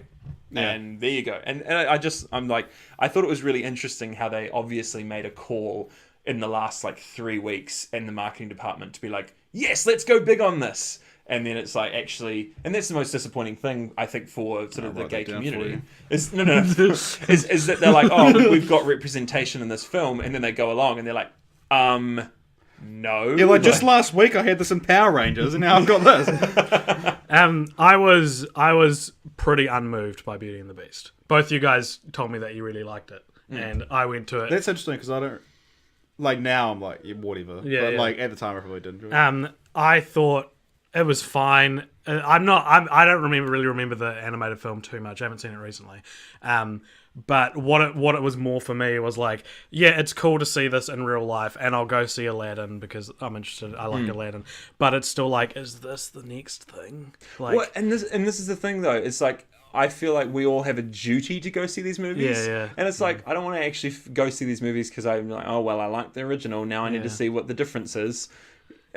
It's a really crap way of getting people to go to the movies. And the thing is, it's cynically really smart because I am going to go see it, but it's just not a good way of making movies. and that's what I'm saying. Is this the next Yeah. big thing in it's movies? Star Wars, Yeah. like you're going to go see every Star Wars movie because it's Star Wars. And after this one, spoilers for later on in this conversation, but after this Star Wars movie, I was just like, I wonder when it's going to be like I didn't go see Justice League this year.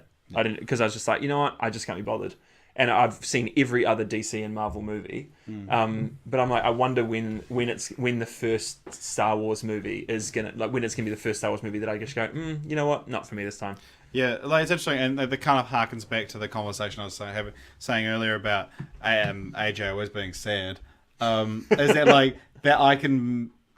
Like, I feel like I tend to be quite optimistic about movies, which is, I wouldn't think I would be. I would consider myself quite a cynic. It's just want movies to be good. Yeah, and so, like, I can go to some... For those listening on the podcast, AJ sat down and his suspenders erupted from behind him. From his butt. Yeah, but something like Beauty and the Beast, I can go to. Like, looking back, I'm like, yeah, there's nothing particularly incredible about it. But at the time, I was able to lose myself in a magical movie for an hour and a half. The set design was amazing. Yeah, Like, I can, it's that, like, I don't know that I'd necessarily recommend it to people because it has its flaws, but it's like, yeah, I was able to enjoy it for an hour and a half, so... Scott says, hey AJ, nice hat, brah. Shout out to the tiger in the top right. Over there, or there's a lot of tigers in this room, isn't it? Tiger. Yeah. But, so Beauty and the Beast, not anyone's most disappointing film. No, but I'm disappointed that... these are getting made. Yeah. Alright. Next one, I think you saw this one, Ghost in the Shell. Yeah, I saw it. Did you, Jeremy? Disappointing? They won't. I'm not going to write spoilers. Not going to be spoilers for this. Disappointing in the sense that it wasn't a surprise. It wasn't surprisingly good. Not my most disappointing.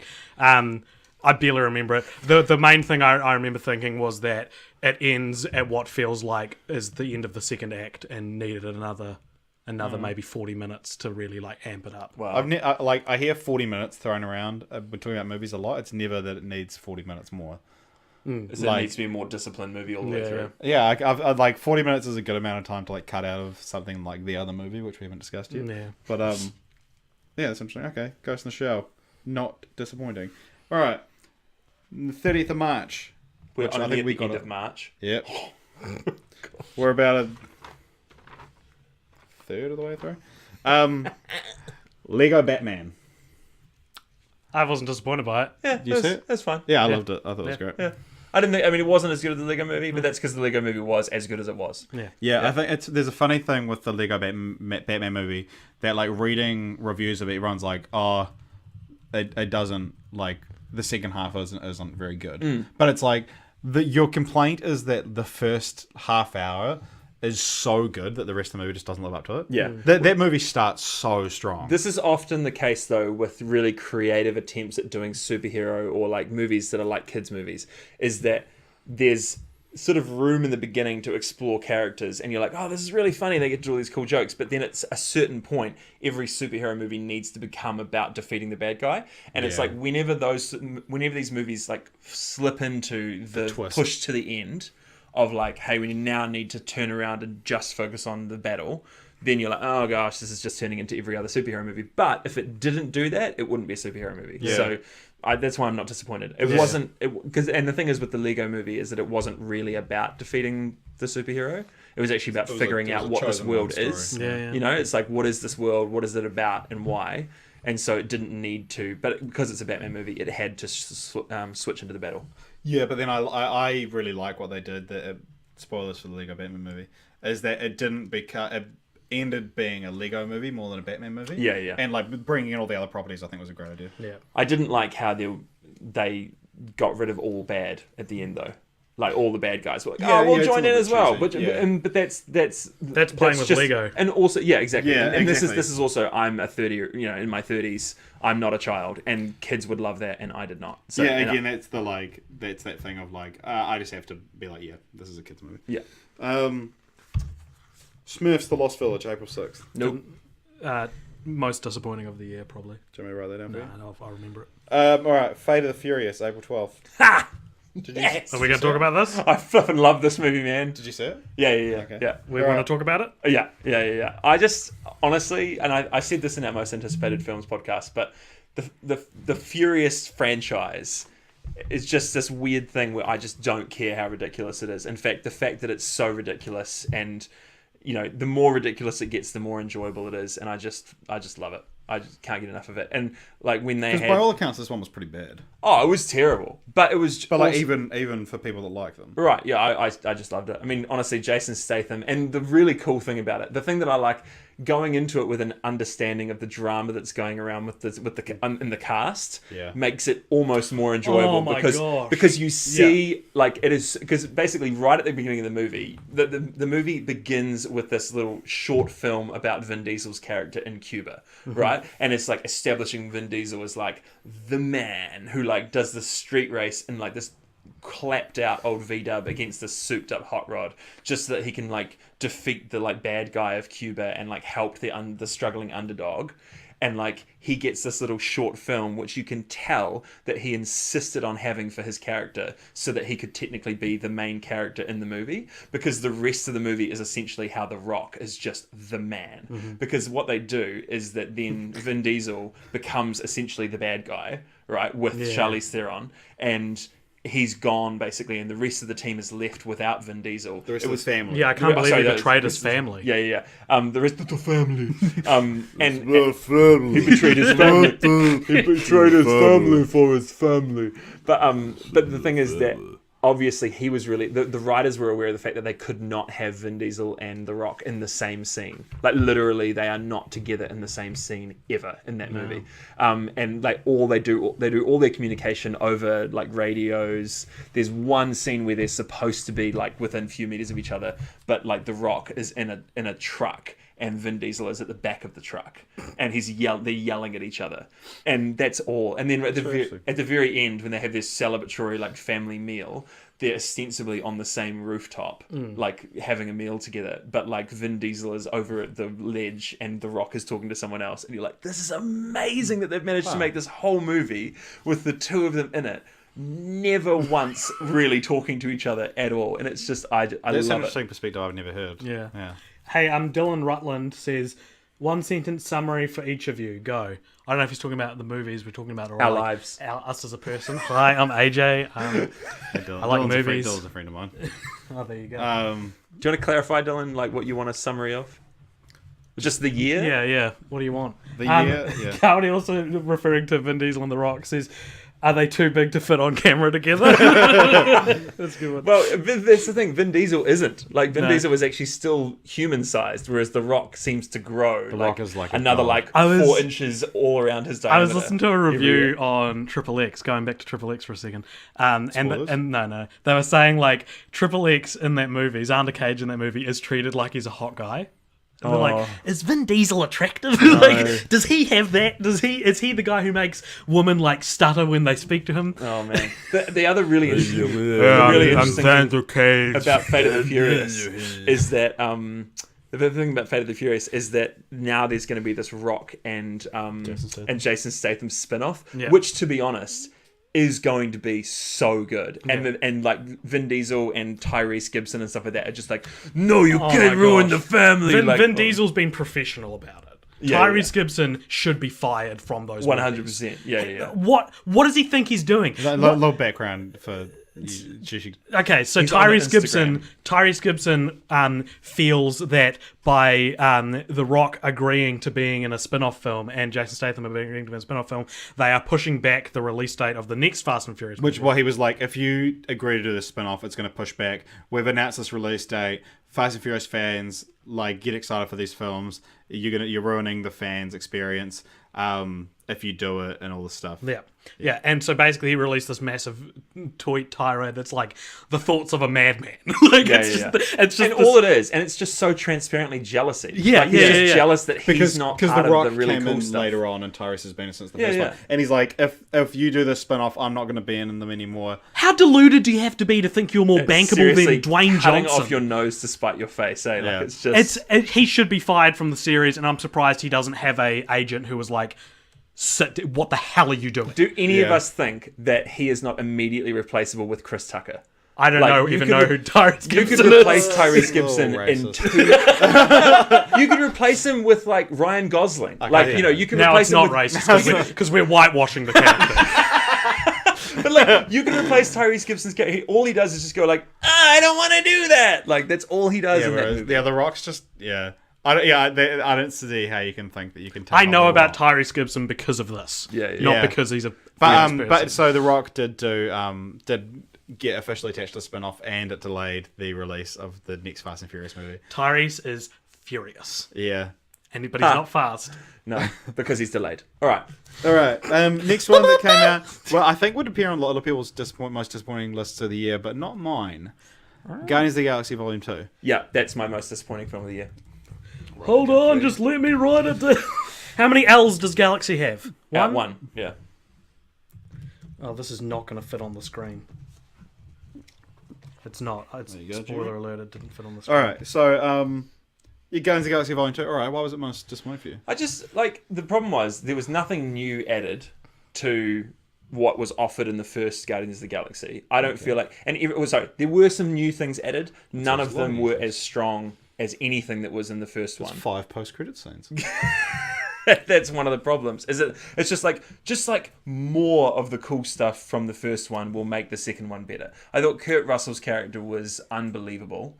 Yeah, he was unbelievable. Truly Yeah, unbelievable. So good. I thought it was amazing. I see a And moment. just the whole conceit of the girl who could make people feel a certain way, and I don't know, I legitimately can only remember when I think about that movie, all I can think of is 2 scenes. I just see where the characters were sitting in those 2 scenes. I can't even. the really blocking was remember. just horrendous. No, but it's just so immediately forgettable what for is me. this, And the fate of the compared to how memorable and awesome the first one, and how you just came out of it being like, that was so different and cool, and then the second one you're like, oh, okay. I really liked it. I think it was like, it like despite and I've said complaints about this before, but the fact that the threat is, oh my god, they're going to destroy the universe. It's like, obviously they're not going to, but the stakes did somehow feel a little bit smaller because it was a family story, and like it was one of those things that it got into like an hour into the film, you're like, there isn't a villain yet, and it was like. It was just obviously it was going to end up being Kurt Russell, spoilers for the Guardians of the Galaxy Volume 2. And so Kurt Russell ends up being the villain, but it's like it was this nice like small story for me, and like going on the road to Infinity War, like, I think it was quite nice to have that little sort of just like nice film, and then later on Spider-Man: Homecoming was just a nice film. I felt. I've been on record saying I'm not a big fan of Guardians 1. To me, the fact, and I'm sure I've said this before on the podcast. I think you said it the first one, yeah. Yeah. Like the fact that that movie is about we've got to get Object X before the bad guys because Object X can save the world is like you're post Avengers Marvel. You can't be making movies about this anymore. You can't keep making movies about an Object X, yeah. And Guardians of the Galaxy Volume 2 wasn't about that. It was about a much more complex idea. Maybe it wasn't as charming as the great thing about Guardians of the Galaxy, the first one, is you're like, all these characters are great. All these characters are awesome and hilarious. They and did interesting. flanderize a lot of the characters for the sake of jokes. Yeah, and I get that, but for me, looking at it as a guy who looks at story a lot more than any other aspect of filmmaking, I actually came out of that writing, like I wrote in my review, like this is objectively better than the first one. Like it's just a more interesting It's interesting that story. you're the only person that thinks that. I know, and that's fine. I'm not like super defensive about Guardians of the Galaxy, But but I remember walking out of that film, and there was a couple of guys talking, and one of them was like, "Oh, bro, Drax owned that movie, eh?" And he's like, "Oh, I don't know about if he like owned it, but like definitely owned the punchlines."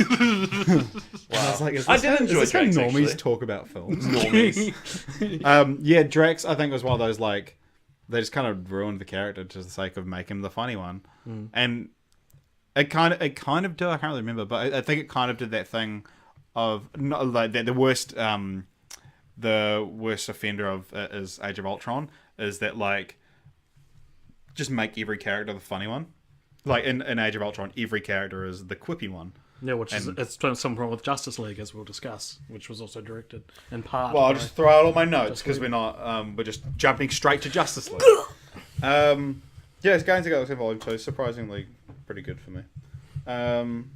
Now, a film I only watched 2 days ago in preparation for this podcast. 3 days ago. Get Out. Oh, okay. Now, we'll have to do this one spoiler free anyway, because Jeremy hasn't seen it. Yeah. I thought he would have, which is why I watched I know. it. I have wanted to watch this all year. Yeah, Why did I it's, call you Richard? it is one of the best films of the year. No Yeah, two I ways don't about think, it. think anyone's questioning that. Yeah. No, Get Out is it's like exactly what it needs to be. It's a bit crazier than maybe I was expecting, but as long as you just go, yeah, I'm on board. Is it basically like Stepford Wives, but for instead of sexism, for racism? Yeah. Right. That's a pretty good way of putting it. Cool. Yeah, it's really good, and it's like in the least condescending way possible. It's like it's cool that like African American black people have this film that they can like see themselves in and get this representation because we have it for every other film. Yeah. So it's like it's cool that now they have this. It's like what I said about Moonlight, but obviously it wasn't as alienating to you as Moonlight was to me. Yeah. Not that it wasn't alienating, it just wasn't. Well, I think It was other. I was talking about this the other day. Is that like Get? I watched interviews with Jordan Peele and stuff like that, and he said one of the things that he loves about Get Out is that like white people watch it and go, "Oh my god, I've said that." They go, oh yeah. Because it's not.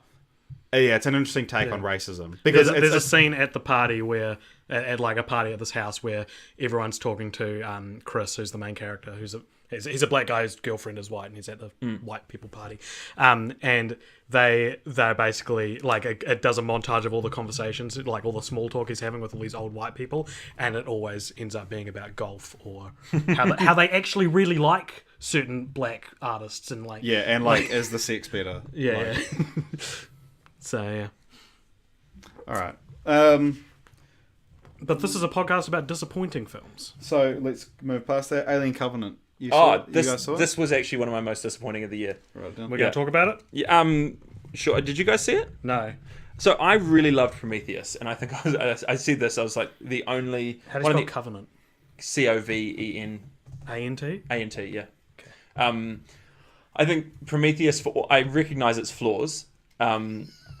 I recognize its flaws, and it's beautiful. It's really, really, and it's beautifully made, and it was interesting. Like Prometheus, I thought offered some really interesting things, and I was really excited to see Alien Covenant because, again, I was excited about the set design. It was filmed in Milford Sound, the first film that's ever been filmed in Milford Sound in New Zealand, and they did this massive explosion, which was apparently one of those situations where they, better to ask for forgiveness than permission. And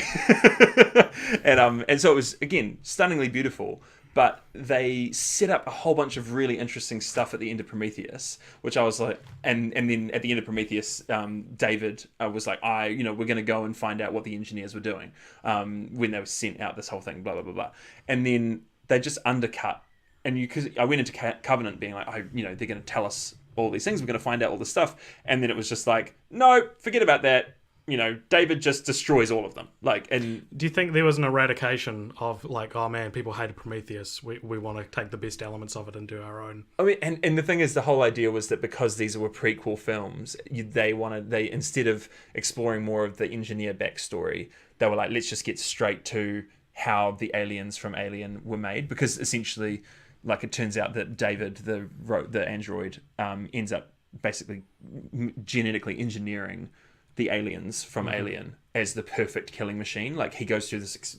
He's like, On paper, that's a cool idea. Yeah, totally. But again, it's this difference between what you're expecting from the film and what it actually ended up delivering. And I thought that would be the plotline of the third movie. Right. Which, I think as a trilogy that would have been interesting but then I think basically they just got scared about what was going on with Noomi Rapace's character, who I thought was fantastic, like Elizabeth, whatever, I think her name was Elizabeth. But then she's not even in this movie. It turns out that David killed her on the way to in between the movies, David's killed her, and then when he arrives, he just like rains down the spores of the alien on this planet with all the engineers, and like all of them just get wiped out, and he's the only one left on the thing because he's not flesh and blood, so they don't want to kill him. So I mean, again, I think I'm saying this in a way that makes it sound like it's an interesting movie, but just the way I might go see it. Yeah. I don't know. It just didn't. It was weirdly paced. Characters did stupid things, like they, when hey, if you've got, it's literally like Stranger Things 2 spoilers, but it's like when, but like it's like when what's his name from Stranger Things finds the alien slug, and he's like, I want to grow this, and he hides it from everyone. You're like, why are you doing that? You've literally spent an entire season running away from these things, and you find an alien being and you want to grow it in your room. Like, it's just characters who do stupid stuff like that. Right, that happens in Alien Covenant too many times, and you're like, no, I think please. Alien Covenant's one of those films that like I heard the word disappointed thrown around the most. Like, not bad, just like it's just I wanted it to be good and it wasn't. But moving along, another film I skipped over. But did you see a film called Colossal, Jeremy? No. Check it out. Colossal, I would recommend. It's a if you watch the trailer, like, this looks hilarious, but it's actually a really dark drama about domestic abuse. That's good. But check out Colossal. Pirates of the Caribbean 5, Dead Men Tell No Tales. Oh, this is going to be a while to write out, but this is my most disappointing film of 2000. How can you be 17. disappointed by this? Pirates of the Surely you can just do POTC. POTC 5, DMTNT. Men Dead TNT, yeah. Men Tell No Tales. Oh, that is too big for the screen. All right. Anyway, It looks ridiculous. start talking about it. No, look, I'm not an idiot. I know that Pirates of the Caribbean isn't like It's a big claim, AJ. it's all but the first one are pretty bad. But basically, I'm just like, it shouldn't be hard to make a good Pirates of the Caribbean movie. Well, it wasn't hard. They made one. They And it was made really one, good. but it shouldn't be hard to make sequels. Shouldn't be hard to make sequels that usurp the first one. Because it's that what they got too tied down with Pirates of the Caribbean Sparrow. is not Jack Sparrow, although he is best as like playing off people and not being the hero. What they've got there is like, what they got wrong is that they made 2 and 3 connected. Like, you have to watch 2 to understand 3. Yeah. And then the 4th one just came out of nowhere. Everyone forgot about it. And then the 5th one, like, they so clearly aren't trying with it. So you think it should be more episodic rather than chronological? You should think Indiana Jones. Yeah. Like, that's... they should all be their own adventures. You should be able to watch 3 before 2. Yeah. And it not change your experience, in my opinion. They wanted to make it a trilogy rather than episodes. Yeah, but it's and not then even a after trilogy. It's one and then a 2-parter. Yeah, exactly. It doesn't feel like a trilogy. Oh, I guess Barbossa comes back at the end of 2. Barbossa. But I just, and it's, and part of the reason why this movie didn't work is because it should have worked 10 years ago. And it didn't then. And so they keep trying to reheat up this movie. And I don't know, I saw Javier Bardem attached. I was like, maybe there's hope. Maybe there's hope that this... I felt like that about another movie this year. maybe there's hope that this will like... A New Hope, even. I don't know. And I, obviously... I looking at it, I wasn't I didn't think it was gonna be good, despite the fact that it was my most disappointing. I was most disappointed about it before it even came out. Basically. Before, like, because I'm I was not like, mad, Disney. I'm just disappointed. like, and Johnny Depp is just go away, Johnny Depp. Yeah. Like, you don't care anymore. Isn't it amazing how hot he was like 10 years ago when Jack Sparrow was happening? Yeah. And just how like no one wants to hear from him anymore at all. Like He even plays- even before the stuff about Amber Heard came out, everyone was just like, oh, just no. Yeah. He basically plays Jack Sparrow like he's performing to a bunch of Make-A-Wish Foundation kids. Like, you know how he did that? How he appeared in character. That's what this feels like. It feels like he was like, oh, this is how to play Jack Sparrow. He's not doing Jack Sparrow anymore. He's doing a performance of Jack Yeah, Sparrow. Right, yeah, because it's become such a caricature. And because he's too old. yeah, He's too old to do him the Jack way he Sparrow was. would have died by now. Terrible film. Painfully unfunny film. Right. They make so many jokes in it that you're like... Like, at one point, they refer to a what's someone who there's like a word. I shouldn't have brought this up because I can't remember the word, but it means someone who like studies herbs and Herbologist. horticulturist, Oh, right. horticulturalist, and they what is horticulture? Horticulture's plants, right? Plants, yeah. yeah, Yeah, not just and, herbs, though, And yeah. I think it's horticulture, and they all laugh because it's got the word whore in it. Like that's the kind of gosh. stuff you're dealing with in this wow. movie. All right. Well, on to one of my most disappointing films of the year. My second most disappointing film, Baywatch. Yeah. Did you see it? No, I haven't, and that's why I was so disappointed in it. I didn't see it. Yeah, Baywatch was like, it was one that I was like, yeah, sweet, this should be amazing. This should be, you got the Rock, Zac Efron, and like a fat guy for the comedy. But like, We're great. but like, yeah, it's just it was just boring. It's just a boring film, and the Rock's like, critics love it, like critics hate it, but the fans love it. It's like, nah, it's just like, even if you like try and meet it on its own terms, it's actually just boring. And that to me, that was the most offensive thing it could be. Yeah, like if it was just not funny, it's like, oh, I can, you know, turn off my brain and laugh at some of these jokes, but it's just like, it's just slow and just. I have a friend who is my barometer for the Rock films because he's the biggest Rock fan. Like anything the Rock does, he's like, "Oh, it's so good." Yeah. And even he was like, "Oh, it just wasn't." And I was like, "Well, if you don't like it, I am not going to pay that money." Like it could have been amazing, and like 21 think Jump Street, If Kevin Hart had been in the place where Zac Efron was, probably because Kevin Hart and the Rock, man, there's something about them. They're just so good together. They are the new Jackie Chan and Chris Tucker. All right, on next up, same day as Baywatch. I don't know. I'd love to see the people who went to go see Baywatch instead, but Wonder Woman came out 1st of June. Probably, one of the biggest surprises of the year, I think, in terms of quality. I loved it. It's Yeah. probably one of my top 5 superhero films. Yeah, I thought and it it's was from incredible. DC, who I want to fail just to see what's going to happen. Yeah. I thought I really enjoyed it. It was a good movie. I don't see why everyone was like, "Oh my god!" I think because no one expected it to be good. Well, I expected it to be good. Like then you're the wrong. number of like I fully expected that, you know, you have a female director who's, you know, has a pretty good reputation. You have Gal Gadot. I think you actually do pronounce it. Gadot, yeah. And you know, there was enough, you know, pressure to make this good because it was the first one that was, you know, that I expected that it to be at least a well-made movie, and it was a well-made movie, but I just think for the first female-led superhero movie, it followed exactly the same lines as any superhero origin story, and you know, that's good. I guess that's good. Like, you know, if you want it to fit within the pantheon of superhero movies, it was a very good one. But I just thought people reacted to it like it was an entirely new breed of superhero movie, and I'm like, it's not. Okay, I don't think it is a new breed of superhero movie, but I think and I'm going to sound like such a elitist, like chauvinistic asshole saying this, but Be what you are. there's the way that movie treats Wonder Woman as a character is very clearly from someone who is a woman, like in a good way, in a wonderful way. Like I watched a video essay on the sexy born yesterday trope.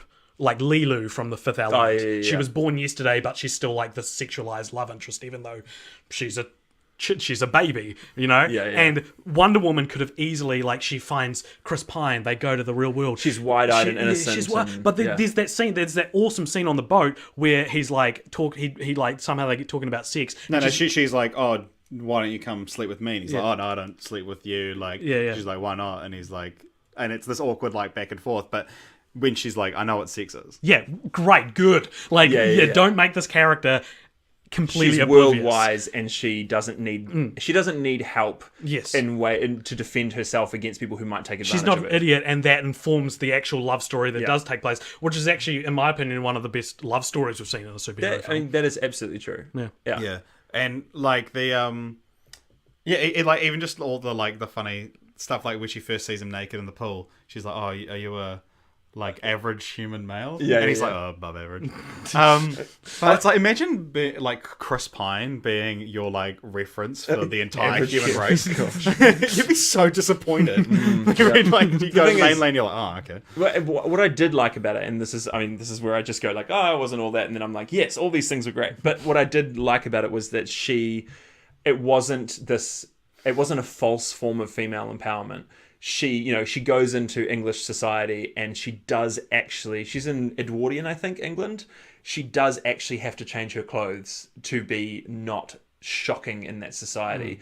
And she doesn't wear the froofy, frilly thing, but she does still wear clothes that would be appropriate for a woman in that era. Like, they don't try to retcon society's, acceptance just to match our current day ideas of what's acceptable in society. I thought that was a good move for the film, in the same way that whole conversation about sex was. I It think was realistic. that's another thing about talking about how it's good that it's done by a woman, is that like so often strong female characters are just men that are played by a woman. Yeah, exactly. And like people are like, oh my god, what a great character. It's like the fact that they're a woman isn't important. And whereas like Wonder Woman uses her femininity and uses the fact that she's a woman to It's not a male form of strength; it's a female form of strength. yeah, like which is really the great. fact that she's a woman is important to the character, and she's strong. Like sometimes in spite of her femininity, sometimes because of it, like it informs it and like really well. Whereas like there's in Elysium, Jodie Foster's character was a male character, and they just got Jodie Foster to play her, and it's like Yeah. you just get this weird sort of Yeah.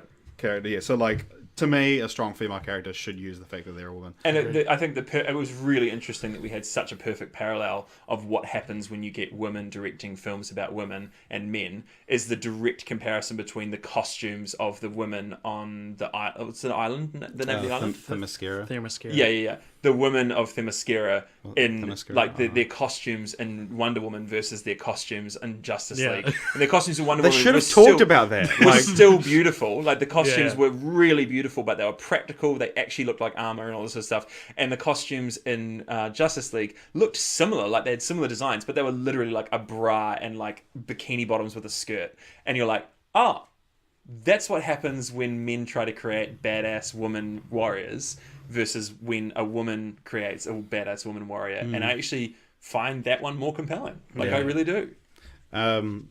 Next, the another cinematic universe tripped and fell before it could even start. The Mummy. The Mummy. I didn't see it. Didn't see Did it. you? No, AJ? didn't bother. I saw it. I wasn't that disappointed by it, but it is what it is. Okay. No comment. Moving on.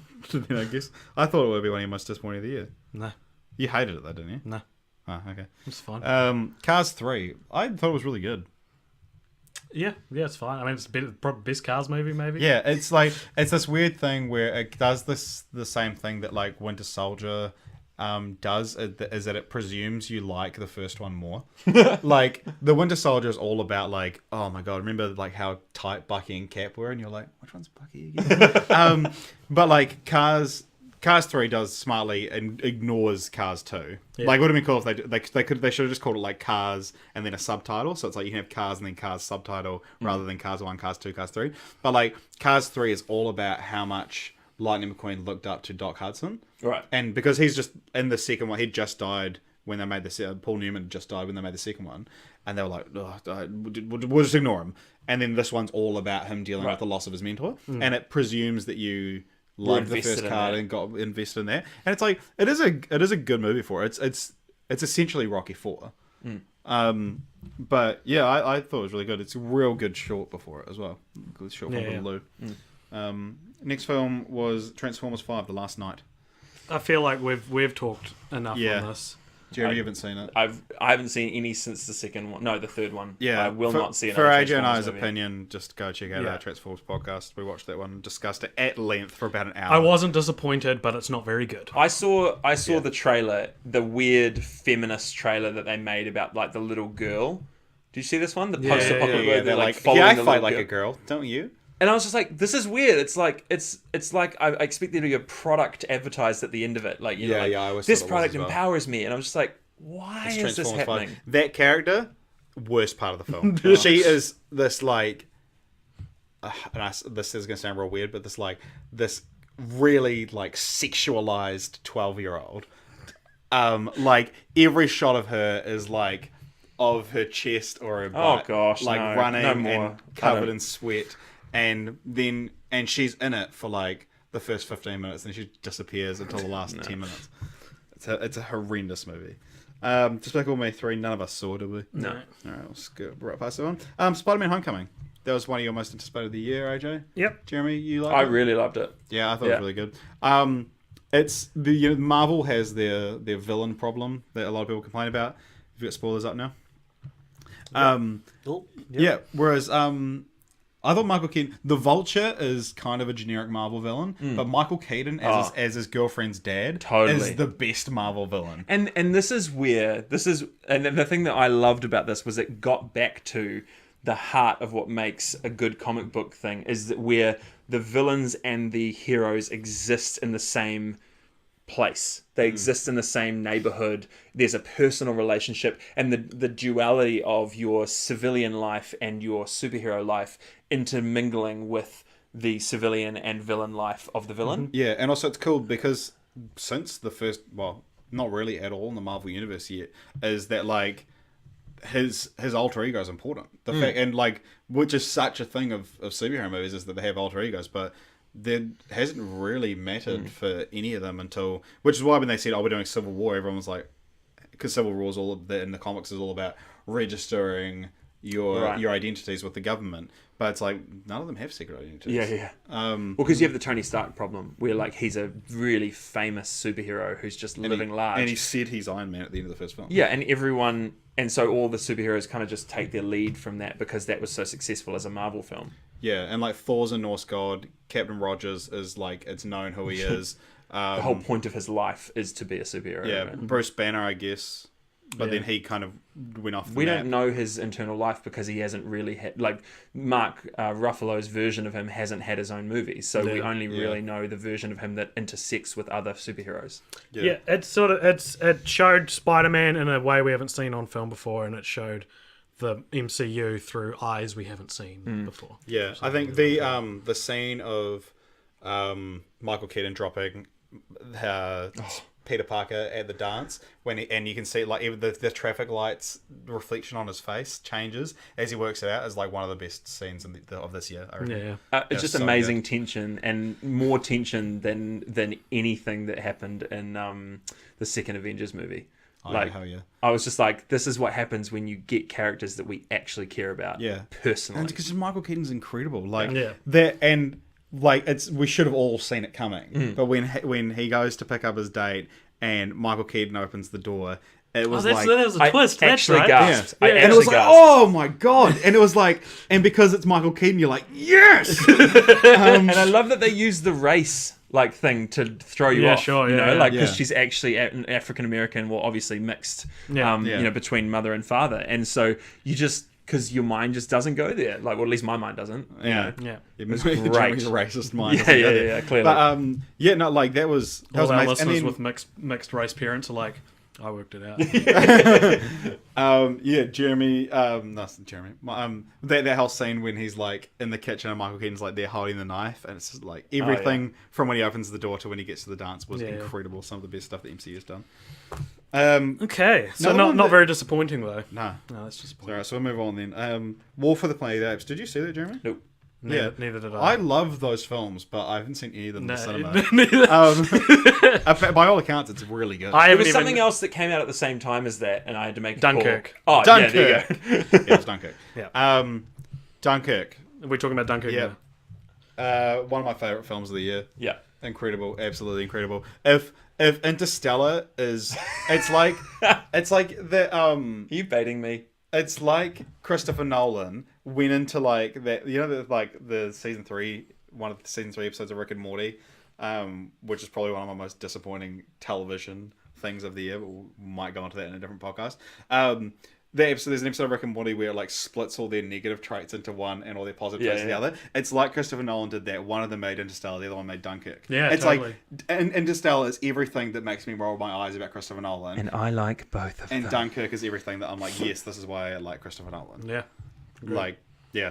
And just like, there's no like hammy dialogue in Dunkirk. There's almost no dialogue in Yeah, Dunkirk. it's great. The only thing I don't like about Dunkirk is Christopher Nolan's insistence that you don't need to hear the dialogue, because that's just bad filmmaking. in my opinion. Right.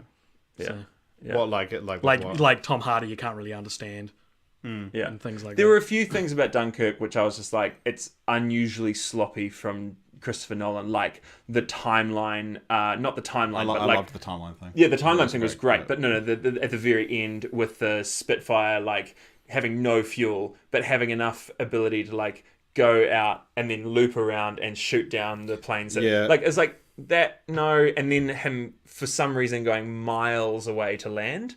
I was like, that doesn't make any sense, especially when we've just seen one of the fighters like actually land safely in water. Like I just don't understand why he had to basically give himself up into a prisoner of war camp. Yeah. Like it's little stuff like that I'm like, I just don't get it, but it doesn't ruin the movie for Yeah, me because there's the a- whole feeling of it was so beautiful. There's a guy at work who hates Dunkirk. He's like hated it. It was awful. Mm. Like I can't stand it because there wasn't enough boats and the Spitfire thing was silly. Yeah. Great movie though, but I hated it. It's awful. And so I've just anytime someone starts talking about Dunkirk and he's there, I'm just like, I just have to leave because I Yeah, just yeah. can't have a discussion. James Hope says Interstellar is the bomb. Oh, that's, Thank you, James Hope. James I am is the 100% guy- with you. I've had several Wow. arguments. Did I tell you about at work when there was a time when it was James? I was like talking about not liking Interstellar, and he was like, "Yeah, I'm a big Christopher Nolan fan." I was like, "Oh, really? Have you seen Insomnia? Have you seen Following?" And he was like, "No." And then like a month later, comes to it and is like, "So I watched those movies," and I was like, I forgot we had that conversation, but I was like, I was proud of him for like being able to. Have You very, know, have very bring condescending of you. something new to an argument, like because not many people will do that. But I love the idea that he like went home, arms folded, sitting angrily on his couch, being like, "Yeah, I'll watch these movies." So next one, The Dark Tower. By all accounts, terrible. Yeah. I didn't see it. No, that. Annabelle 2, No. Baby Driver. Oh, this is definitely on my list of most disappointing of the year. Yeah, I would probably put it there too. Yeah. Actually. Really? Yeah, I did at the time. I was like, yeah, that was cool. But then I thought, the more I thought about it, the more I thought about like, and I'm not just cashing in on the drama of it, but like Kevin Spacey's pretty shit in that film. Like, I feel like you From- are cashing on the drama. from no, I'm not. Okay, but the I don't know. He was contrived. He was like the bit where cheesy. he's like, "I just loved the balls on that kid," and you're like, "Ooh." Or when at the end when he like helps him out and he's like, I was in love once. It's like, who are you? What character are you playing? It's so weird. That's not Kevin Spacey's fault though. Yeah, but he didn't deliver the thing line. that- Kevin Spacey isn't like wasn't like no, I want to at the end. No, I but should Kevin say I Spacey in the love movie this. delivers every line like this. What do you Was think? every He's line really like this. he's really But- controlled and but- contained, and the cool thing about his character at the beginning is that you're like, he has this big inner life with all these motivations that he's not letting on, and he's like a really secretive character, and so is Baby also, and we spend a lot of the movie exploring why Baby is the way he is, but we don't explore at all the partnership between him and Kevin Spacey and why Kevin Spacey is the way he is. And so when Kevin Spacey becomes like the answer for how he gets away but then doesn't get away, like I just, yeah. And my biggest thing was that they basically started the movie out with this big structure of really beautiful moments where he's like walking along and like it's almost like a musical, right? He's like doing it basically a musical dance number, going to the laundry, going to get his coffee and all that sort of stuff. And it's really beautiful and super stylistic. And then they just give up on that whole idea. Yeah, You know, it feels like And then just moves into being a sort of very violent action movie, like Yeah. almost Tarantino-esque in terms of like it's daring you not to like the action. I just felt like Baby Driver didn't deliver on what it promised. No. Yeah, for me, Baby Driver, I didn't love it as much as I wanted to, but I wouldn't call it. Like overly it came out the disappointing. same time as Dunkirk, and I had my money on Baby Driver. I was like, Baby Driver will blow Dunkirk. Yeah, out of the same. water. And I think doesn't even hold a candle. to Dunkirk. I spoiled it. I was like having my dessert before my dinner because I saw Dunkirk first, and I was like, "There's no way this can be as good." Because they came out on the same day here, Yeah. and which are, like, with the release dates are different. But and I was like, Baby Driver, like it was enjoyable. I'm not rushing to see it again. Whereas Dunkirk, I'd quite happily watch again. Yeah. Next one, this probably might be on your most disappointing list, but Logan Lucky. Did you see this? Oh, I saw the first half of it. I was not loved it. On a prepared plane, to and I talk about flipping this. loved the I first thought half it was of it, so and I really good. want to watch the rest of it. Can I watch it with you? This was a funny experience for us. We watched it, and afterwards, Because when the first trailer came out, I didn't bother to watch it because I was like, whatever. But AJ was like, "Did you see this?" And he posted on Cop Pop's page, yeah, being I was like, like, this looks great.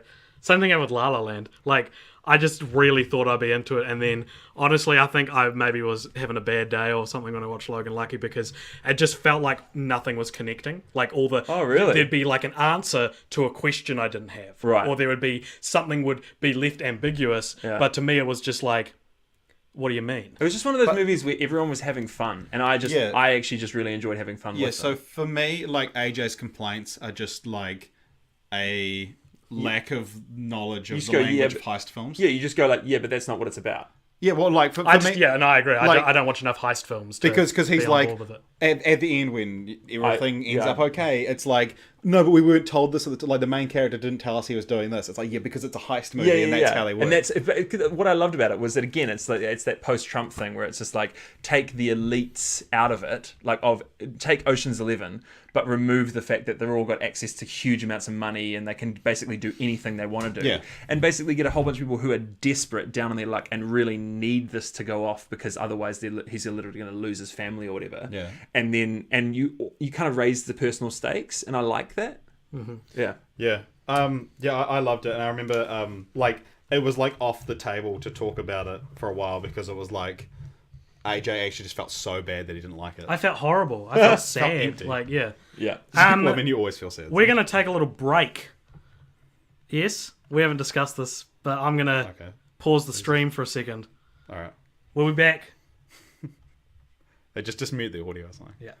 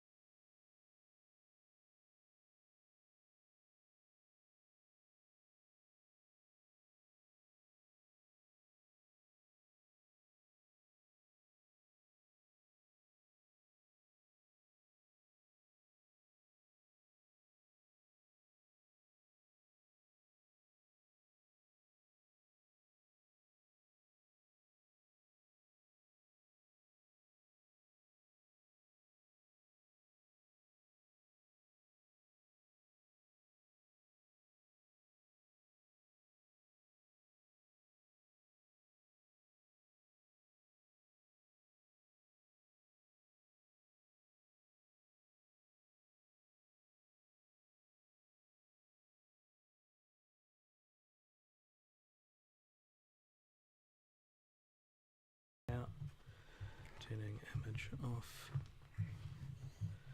All right. Are we back? Yeah, we're back. All right, and then on 7th of September, There's an elephant that's left the room. Apologies to anyone who was watching because of Jeremy. He's called to an emergency and has to leave. So we're going to be carrying the rest of this podcast with a. Is there like a teddy bear or something we can do? it's your house. Oh, I know it's my house, but okay. Nope. Okay, so we know the audio wasn't Yeah, there. we know the audio wasn't on. James. Yeah, okay. I'm a bit befuddled, but that's okay. All right. Yeah, It. What did you think of it? What are you talking about? It, the movie. It. It Chapter 1. I loved it. I don't Yeah. really have much to say about it, but it was Yeah, I good. thought it was amazing. And it was probably one of my biggest surprises because probably if you listen back to the anticipated one, I'm sure I say I'm not going to see it. Yeah, you were like, no, I don't do scary movies. Yeah. And then I've got 2 horror movies on my top 5 of the year. There you go.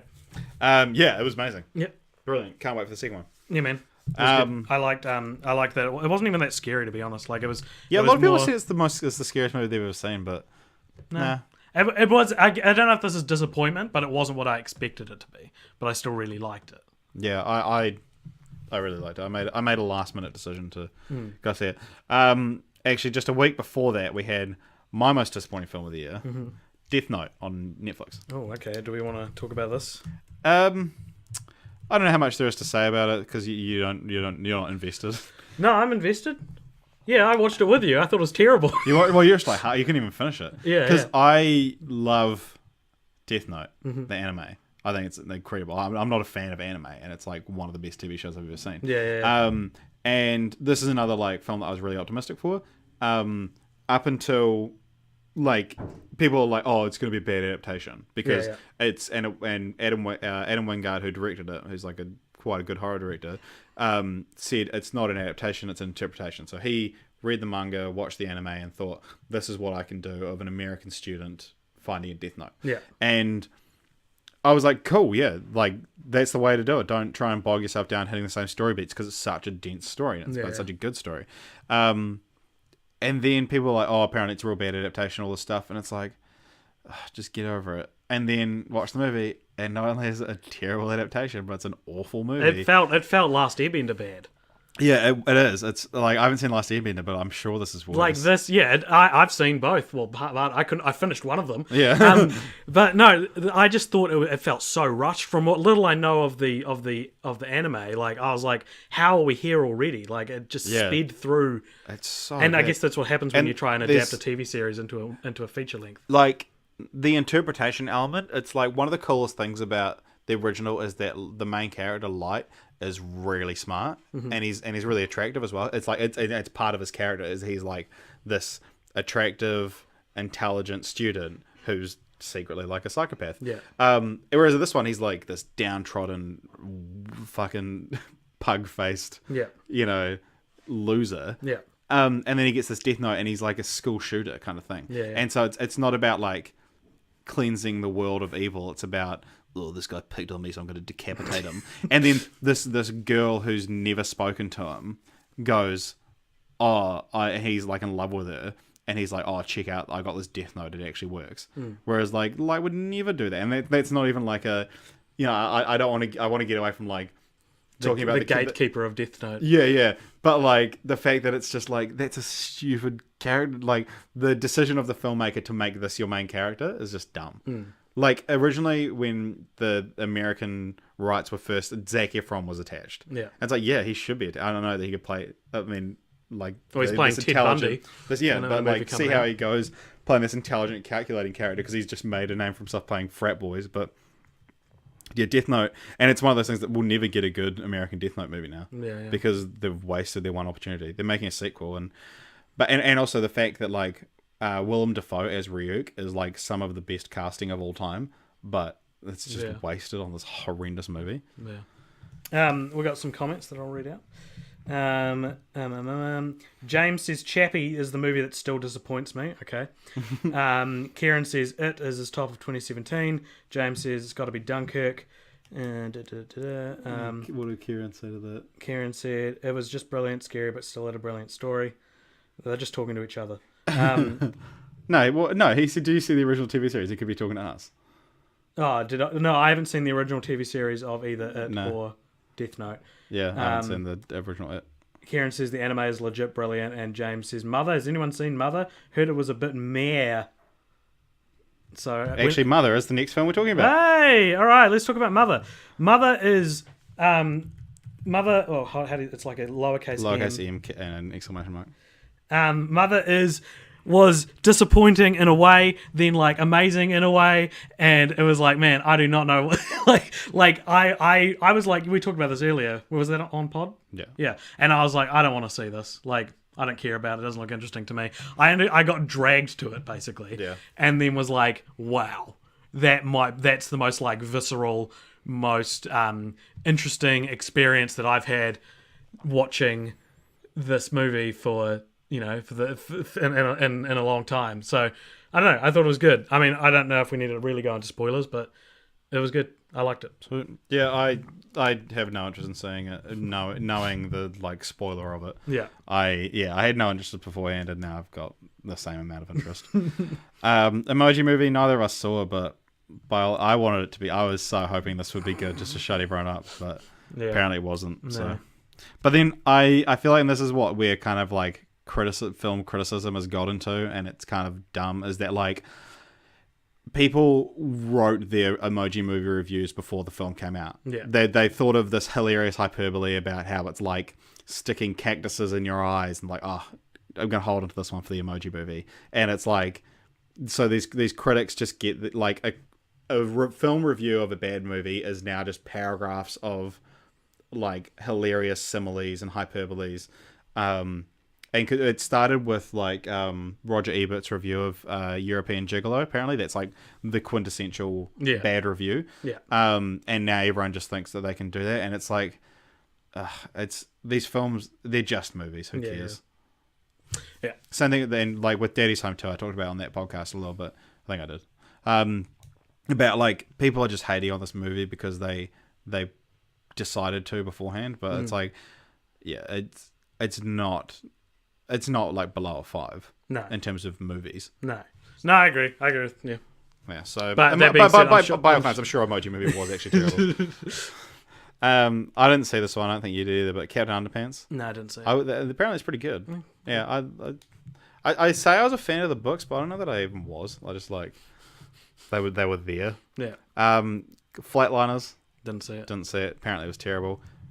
Apparently, Flatliners spoilers. I don't know if it's worth putting up. I haven't put it up. If you want to see Flatliners, then you deserve to have it spoiled. But apparently, Ellen Page's character dies halfway through. Yeah, and she's like the main character. Yeah, that happens. Yeah, I read about that.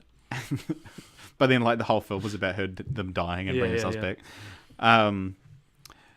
Now here's an interesting one, and this is like Kingsman: The Golden Circle. Mm-hmm. And so this is probably one that we might have to get into spoiler territory, but. In terms of quality and like what I wanted this to be versus what it was, it's probably one of the most disappointing films, if not the most disappointing film of the year, because it's so much worse than the first one. But in terms of enjoyment, like I enjoyed it equally. It's still just as fun. Again, it's a film I can't recommend. I can't be like, oh my god, check out The Golden Circle. It's just as good, because it's not. I just really enjoyed it. Yeah. No, I don't know. I wasn't a big fan of Kingsman 1. I thought it was kind of cheesy. And I initially watching Kingsman: The Golden Circle, I was like, yeah, this is real fun. Like, I kind of liked this more. And then just was berated by a bunch of people telling me why it's not as good. So I feel like I'm not too passionate about it, so I don't want to stand up for it. But yeah, it's one of a few films this year that you can tell me all the reasons it's bad, and I'll be like, yep, you're right about every single one of those. Yeah. Or like all the reasons, the other movies have all the reasons they're good, and I'm like, yeah, you're right, but I didn't like it. Yeah. So Kingsman: The Golden Circle, I'm just like, it's a guilty, like it feels like a guilty pleasure for me, because I'm like, I can't defend it. I just really enjoyed it. I don't know if I'll see it again or anything. But. Yeah, I mean, for me, it's like the kind of film I could put on again. But it did have a weird thing at the end, getting to spoiler territory, that they kill the bad guy by shoving him in a meat grinder, which is like, you're just as bad as the... Yeah, it was like the assistant dying in Jurassic World. Yeah, I mean, like, Kinda it was kill or be killed. Yeah, yeah. And it's just they just used what they had available to them. Yeah, yeah. But it's like it's such a visceral. It's such gross a death. I don't want a hero who's okay with doing that. Yeah. It's that kind of like, but I mean, Kingsman is made on ultraviolence. Yeah. It's like that's kind of the thing of it. All right. After that, and you might want to put spoilers up for this. Ugh, I hope it's not a long title. Blade Runner 2049. Oh. I thought this was the best movie of the year. Yeah, it was amazing. Yeah. And it's like, yeah, there's not much more to be said about it. It's actually just incredible. Yeah. No, I loved it. We saw Blade Runner. Had you seen it already? Yeah, I had seen it before. I saw it for the first time a few days before we saw Blade Runner. Yeah, in the 2049. cinema as well. Yeah, yeah. And like it is I mean, you know, I made a video on this on Cult Pop Show. Like it's the first time this has happened. It's the first time that someone's gone, oh, let's make a cashing in on nostalgia sequel that is you know to cash in on nostalgia, but it's actually just as good as it could have been. You know? Yeah, well, like the difference is that like this is like someone actually came up with a story that needed to be told 30 years later. Yeah. Whereas like Jurassic World is like, oh no, actually to be fair, Jurassic World is a pretty good idea. Yeah. But like a lot of those sequels, that it's like, why did this like Men in Black 3? Yeah. So why does this need to be 13 years later or whatever it was? Yeah. Whereas like Blade Runner 2049 is about the fact that it's been a while. Yeah. And it's amazing. It's incredible. And it's yeah. I don't want to. There's something I want to say about it, but it's spoilers for I've like got spoilers other movies. up. No, it's spoilers for other movies. Okay. But yeah, everything about it is just the atmosphere is brilliant. It's a film that I'm so glad I saw in the cinema. But I hated the fact like it didn't do very well at the box office, but the fact that like people were bragging that like people walked out of their screening, and it's like, it's not like an intelligence test. Yeah. It's just a good movie. It's quite long. It's quite slow. Yeah. That's not for everyone. It doesn't mean you're smarter than No, someone agreed. for not enjoying it. Yeah. But it's Kieran says, is there a dog or a cat in the room? Either way, get them on the stream. There is a dog and a cat. Well, there's two cats running around. here. There's not a dog, No, there's not a dog. There's a couple cats running around that I tried to close doors to make sure they didn't come but in. there's no door to this room. Yeah. So didn't try very hard. No. This is my parents' house. This If you'd is really my tried, house. you would have installed a door. Yeah, that's true. I should have Um, installed a door. You should have. There's no two No, ways there's about not. it. That's it. Yeah, so Blade Runner 2049, best film of the year. Yep. Probably. Yep. Yeah, Do we make yeah. it some kind of announcement about that, or? I don't know. I thought you'd have like a graphic to put up something. Yeah, so Blade Runner 2049, certified fresh. And then we had on the 13th of October, Friday the 13th, part 13, Oh, cool. which got shelved, so Oh, we don't no. need to talk about it. Oh no. Then it feels weird. No, actually, wait. No, I was going to say. Never mind. November 3rd, Thor Ragnarok. Okay, let's talk about Thor Ragnarok. I thought this was the best of the 3 Marvel films we got this year. Yep. I thought it's probably the first Marvel film I've seen since Iron Man 3 that really felt like a director's voice was being heard and considered. I guess maybe Guardians of the Galaxy, but But you just didn't like the voice. yeah, I don't know. I thought I'm one of the advocates that exists out there for Iron Man 3, just because it's probably the most challenging Marvel has been in terms of what they did with characters.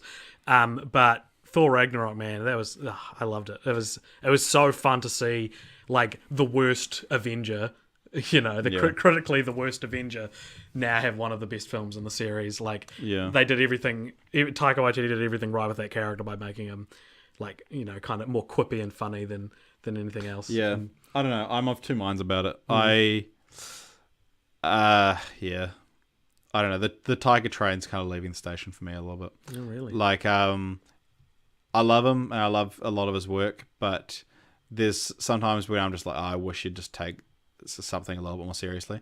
Like you watch interviews with him and it's like, oh man, it's gonna be so cool to actually like get an insight on his thing, and he just won't stop making jokes, and it's like, I'd actually kind of just rather hear like an guess so. insight. But and the fact that Kathleen Kennedy said I would love to have him do a Star Wars film, I'm like, you are so stupid if you Yeah. think that's a good idea. No. The fact that you fired Lord and Miller, Yeah. and like, where the hell do you think your universe is going if you think that Taika's a good idea? Yeah, but for the record, he should do a Boba Fett movie and cast Julian Dennison as Boba Fett. That'd be good. Boba Fett. Boba Fett. That's mean. No, oh yeah, Taika doing a Jar Jar movie. That's a good idea. That's actually a good idea. Finally, Jar Jar Binks is being redeemed. Well, he could. I reckon he could do it. If anyone could. And then not long after Thor Ragnarok, we had another superhero movie, Justice League. Okay, so would you say you were disappointed by Justice League? Yes. You were? Yeah, it's one of my most disappointing movies. Of the I year. wouldn't say I was disappointed by it. Um, I'd say it's terrible, but I wasn't. well, yeah, I disappointed think by you it. you want the films to be terrible. I want them to be good. I wanted it to be good. I wanted Wonder Woman to be. What? No, but you said earlier, Right, like an right. hour ago, that you wanted it to be bad. Yeah. You're like, you're like you said talking about No, Wonder no, Woman, that sorry, you're like, I mixed up my words. that you like, yeah, you want to see these films be bad just for. Just see what happens. But yeah, also, sorry, say about Thor Ragnarok is that like just quickly an aside about it is that I walked out of Thor Ragnarok thinking I feel this about a lot of Marvel movies now is that like I'm just whelmed by them. I'm not over or underwhelmed. I'm just like I have such high expectations for them now because I'm fully in the Marvel universe, but I'm just like. Yep, that's as good. That was a 10 out of 10, and I wanted a 10 out of 10, and Yeah. I was expecting it, and I got it. So I walk out of them with this kind of like almost empty feeling, but it's just like, yeah, cool. Yeah. Whereas Justice League, you go in with an empty feeling, you come out somehow less empty or more empty, More whatever's empty, yeah. worse. yeah, Justice League. I would have loved Justice League to be good, but and I like. There's a lot of fans that are idiots that are saying, "Give us the Zack Snyder cut," but there is no Zack Snyder cut. Why would you did you see Batman v Superman?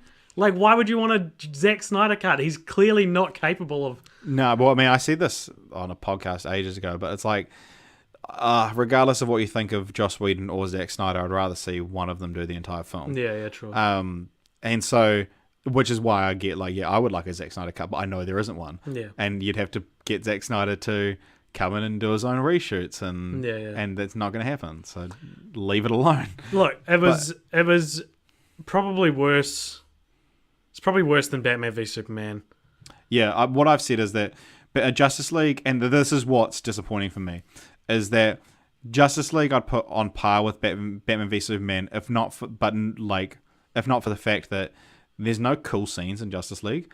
Like, in such an empty, vapid film as the Justice League, you long for the warehouse scene from Batman v Superman, or the actual fight in front of Batman v Superman, which is cool up until the Martha part. But like, there's nothing in Justice League that I'm like, oh, that's a cool visual image, or like this is like just a badass fight scene. It's like, just give me one cool thing. And also, Batman v Superman at least had a cool philosophy. Like, I really liked that it was like, you know, what happens when a Superman is part of society, you know, the separation between God and man. And Justice League, what was that about thematically? Like, I don't know. I could tell, like, maybe, if anything, it was a little too thick in Batman v Superman. And, like, you can so see Joss Whedon coming in and trying to make, as you said, every character the funny one. And usually I'm more in support of that than I'm not in support of that. Like, I love comedy where it doesn't belong a lot of the times. Yeah. But Batman, fundamentally, is not a funny character. Like, that's what Batman is. He's dark, he's brooding to a fault, to the point where people make fun of him for it. And to make him one who's doling out the quips. Not like you. Oh my gosh. I was like, this is a betrayal of Batman. Yeah. You know, like, how's he going to go up against... It's a bat trail. Yeah, how's he going to go up against the Joker if they're both Funny. making jokes? Yeah. Josh Thompson says, whelmed. I love it. And Kieran says, okay, Justice League was disappointing. As a huge fan of DC, I was disappointed in the story, the villain, the world, and the characters could have been so much better. I mean, I don't know if it could have been, but Yeah. I respect the what did James sadness. say about that? He said, oh yeah, Star Wars, that's right. Those are going to win most disappointing every year. What a hot take. James hated The Force Awakens. Wow. So, but we'll get to The Force Awakens and TLJ. So next, here's where my notes get real messy. Murder on the Orient Express. I didn't see, but I wanted to, but by all accounts, was pretty disappointing. Yeah, I didn't see it. God Particle, one of my most anticipated for this year, didn't come out this No. year. It's still scheduled for February, Yeah. but there's no trailer or anything like that, which is in keeping with the Cloverfield tradition. Do you know what's weird? What? There were no major releases between Justice League and Star Wars. It feels like there would have been. No, that makes sense to me. But, yeah, all right. We're talking about here. Star Wars? Oh no, wait, no. We have got. There is another major release that I wrote down here. Disaster Artist. Oh, of course. Yep. What did you think of that? Brilliant. One of my favorite films of the year. Yeah. If I could bottle up the way that film makes me feel, and I would become addicted to it. Yep. Out of the films I've seen this year, that's the one I want to win Best Picture at the Oscars. It won't. Oh man. Yeah, well, I mean, it's about filmmaking. It is so. about. That's all it's got though. Like in terms of what wins Best Picture. The disaster. I saw The Room for the first time, and then 20 minutes later went to The Disaster Artist. I would highly recommend that. That is such a strange. Don't watch and- it alone though. and yeah, I watched it alone as well. That was terrible. But no, I mean that movie hinged off how well James Franco could play Tommy Wiseau. Well, for me, it's not even the fact that he plays Tommy well. It's that he turns Tommy into like a character. Yeah. Like, because if he just played Tommy Wiseau, you'd be like, this isn't real. This is just stupid. Yeah. But the fact that he does makes him enough of a human, that it works. And not a lot of people have said this in their reviews, but I actually thought that Dave Franco did a great job, like bringing up the rear of being like the sympathetic hook of the film. Yeah. like him as Greg Sestero, yeah. Greg Sestero was like, yeah, I think he should be nominated for Best Supporting. He shouldn't win it maybe, but I think he should be nominated. I legitimately think James Franco might win Best Actor for Best. Well, Tommy Wiseau. you're wrong. But You reckon? yeah, I don't even know if he'd be nominated for Best Actor. Oh, He's shit, really a this is supporting like Best Movie of the Year. actor. Yeah, no, but there's some really good performances this year. That's But true. any other year possibly, but it's quite a tight race for Right. best actor. Star Wars: The Last Jedi. Put up the spoiler thing. We we're won't gonna be need talking about spoilers for Star Wars, will we? it. This is actually turn this off if you haven't seen Star Wars, because this is going to get into real. This is probably going to be the next like half hour, 40 minutes of your life is listening to us talk about Star Wars. Which is a shame because Jeremy had. Jeremy had some very strong opinions on it. Yeah, we're good. I don't know. You and I have already spoken about this at such length. What's the term? Ad nauseum. Yeah, ad infinitum. Look, okay. Okay, but what, like, starting off, where are we at? Jeremy hated it. Jeremy, it's annoying that he's gone because we each represented at like a different point on the spectrum. Yeah. Because Jeremy hated it, you were kind of about it, Yeah. and I was like, that's the best Star Wars movie we've seen since Empire. Yeah. So where do we go from this? And like, what's great is like, unlike like when we first saw it, and I turned to you and I said, "What'd you think?" And you were like, "What do you think?" And I was like, "I loved it." And you said to me, "You remember when you saw Logan Lucky and you felt like you weren't on the right train for it?" And I said, you know how you felt empty inside Yeah, because yeah. you felt like you're the only person, like, that Yeah. there's something wrong with you for not Yeah. liking it. And then and I was like, right, okay, that's interesting. And then like audio, like critic score was like amazing. Then audience Every score, review was like, it's the best Yeah. movie. then audience score was very, very middling. And what's great though is like I feel like we're both supported by like a net of our opinions here. You know, like with Logan Lucky, every review I saw of that was positive. I was like, I feel horrible. Like I don't want to talk about this with people because I think I might just be wrong. Like it's not an That's how I opinion felt thing. after Star Wars, because it was just you saying that's the best blockbuster I've ever seen. Yeah. And then like other people we ran into were like, yeah, it was amazing, right? And I was like, I actually just can't ever speak to anyone about this because yeah. I'm wrong. I know. And then I saw all the like people respond to it, but my opinion of The Last Jedi, and this is like when we'll get into like actual spoilers, is like, and I said this to you the other night, and I thought that was like finally got my like opinion out, is that like I love The Force Awakens. To me, it's the most rewatchable Star Wars film. If someone was like, let's put on a Star Wars movie, I would want to watch The Force Awakens again anytime. But you can come up to me and be like, The Force Awakens is bad for these 5 reasons, and I'll probably agree with you on all of them. I'd be like, yeah, sure. Like Rey's a Mary Sue, whatever.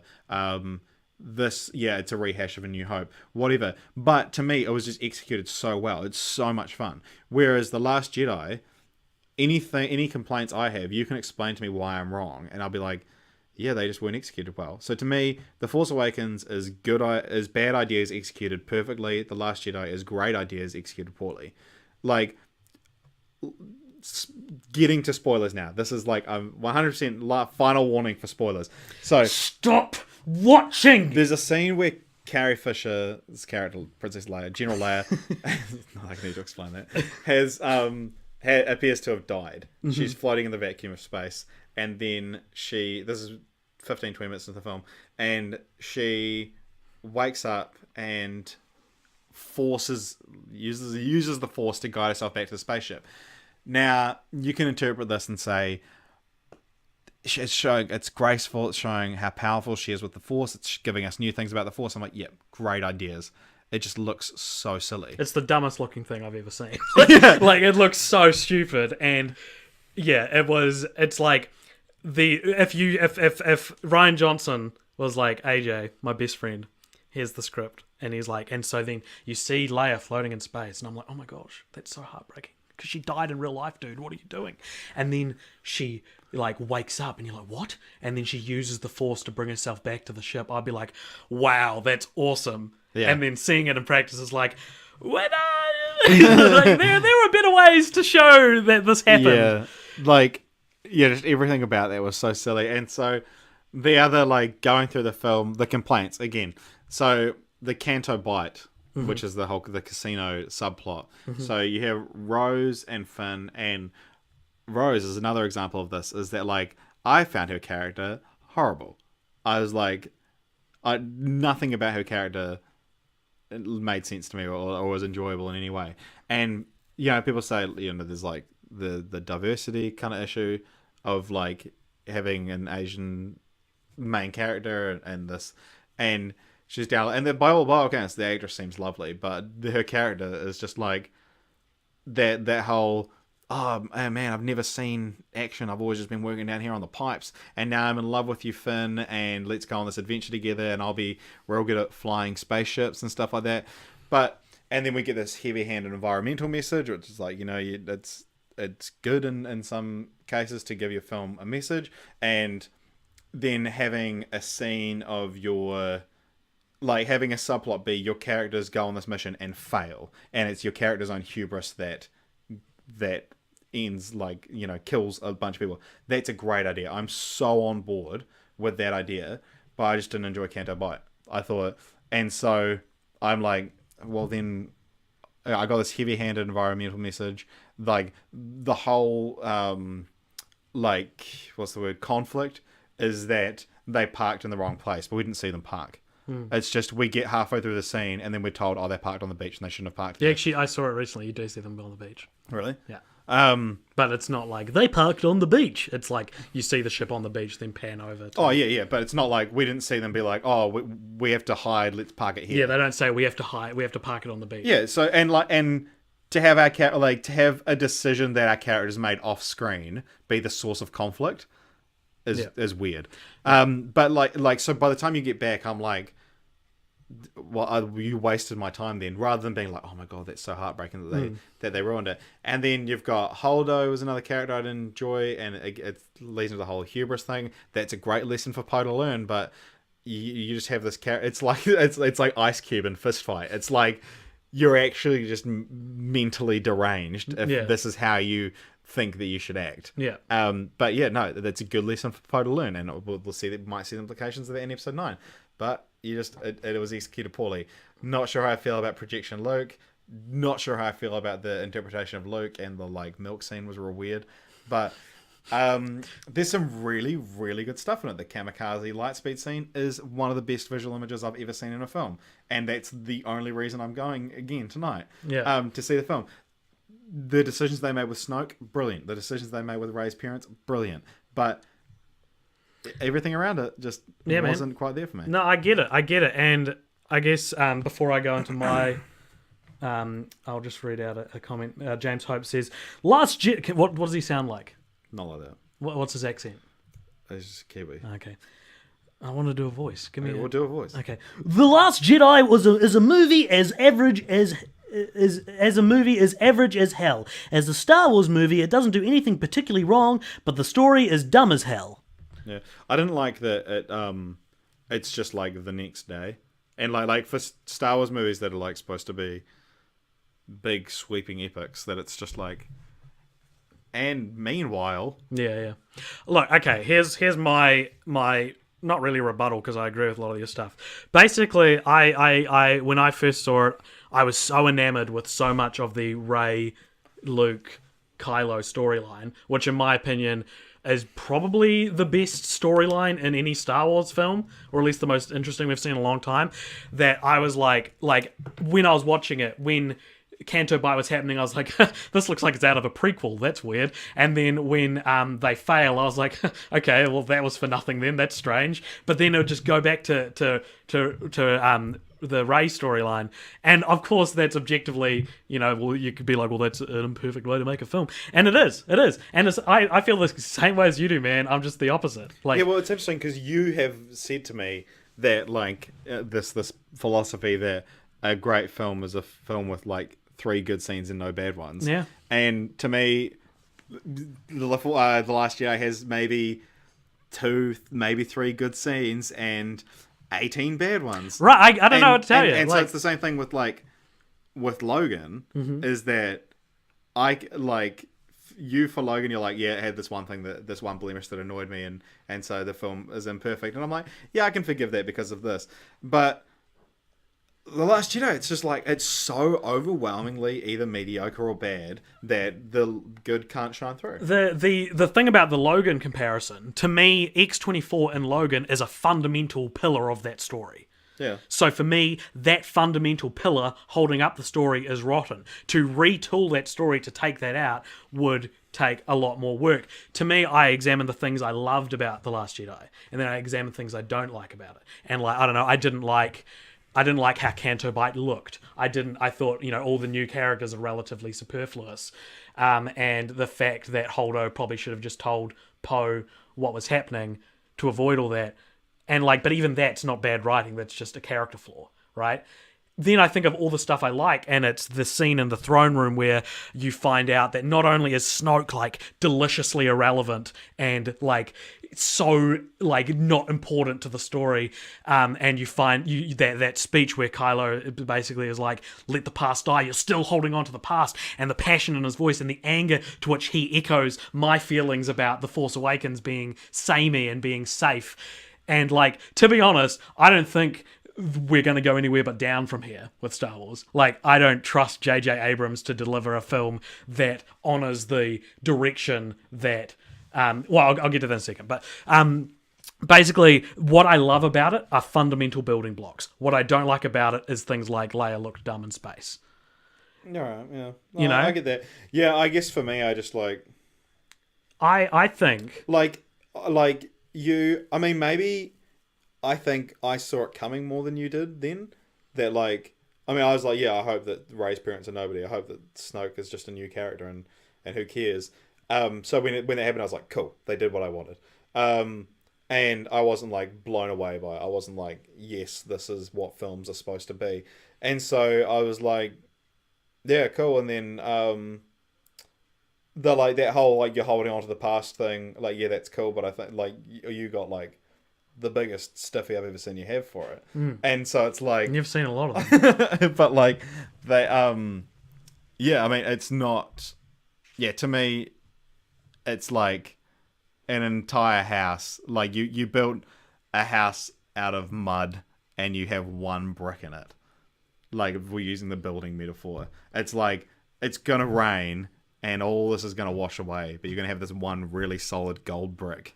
Well, I would say that's more an example of Logan, not to that extreme, because there's more good in Logan than there is bad. But to me, it's you've got a house that's really well built, but one of your flatmates is an asshole.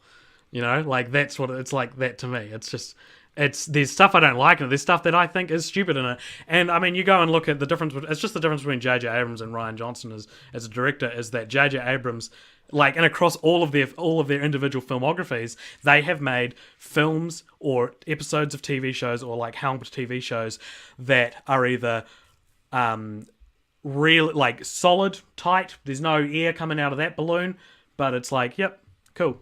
Or it's like, oh, that was really impactful and powerful in so many places, but there were a lot of things that weren't perfect for me. Like that's I could say that about any J.J. Abrams movie about the balloon thing, and I could say that it wasn't perfect for me for every single Rian Johnson thing I've seen. Really, even Ozymandias? Maybe not Ozymandias. Maybe that's his out of their entire like everything they've ever had their hands on. Ozymandias, the episode of Breaking Bad, is the best one. Yeah, out of I agree. Either director's filmography, but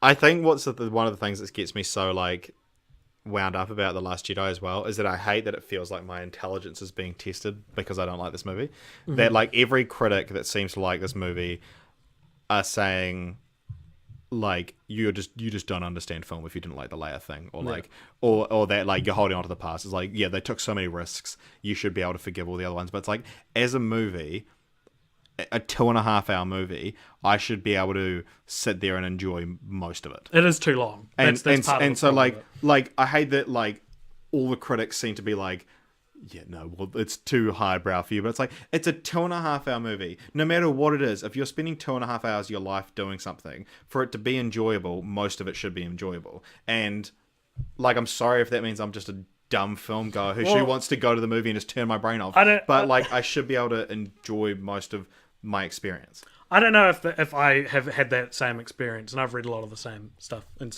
watched all the same reviews as you. But what I will say is that I hold no superiority or ill will towards people who didn't like this movie, unless they're being a dick about it. Then I'll be like, okay, well, whatever. Why are we even talking about this? Yeah. Like I understand and I sympathize a lot with people who didn't like it. It's just, for me, like, the main problem with doing more Star Wars movies is that they're trying to manufacture what the originals did by accident. They're trying to keep you close, but then make something good out of something you've seen before. And The Force Awakens is fine. Like, I really like The Force Awakens. I'll say that.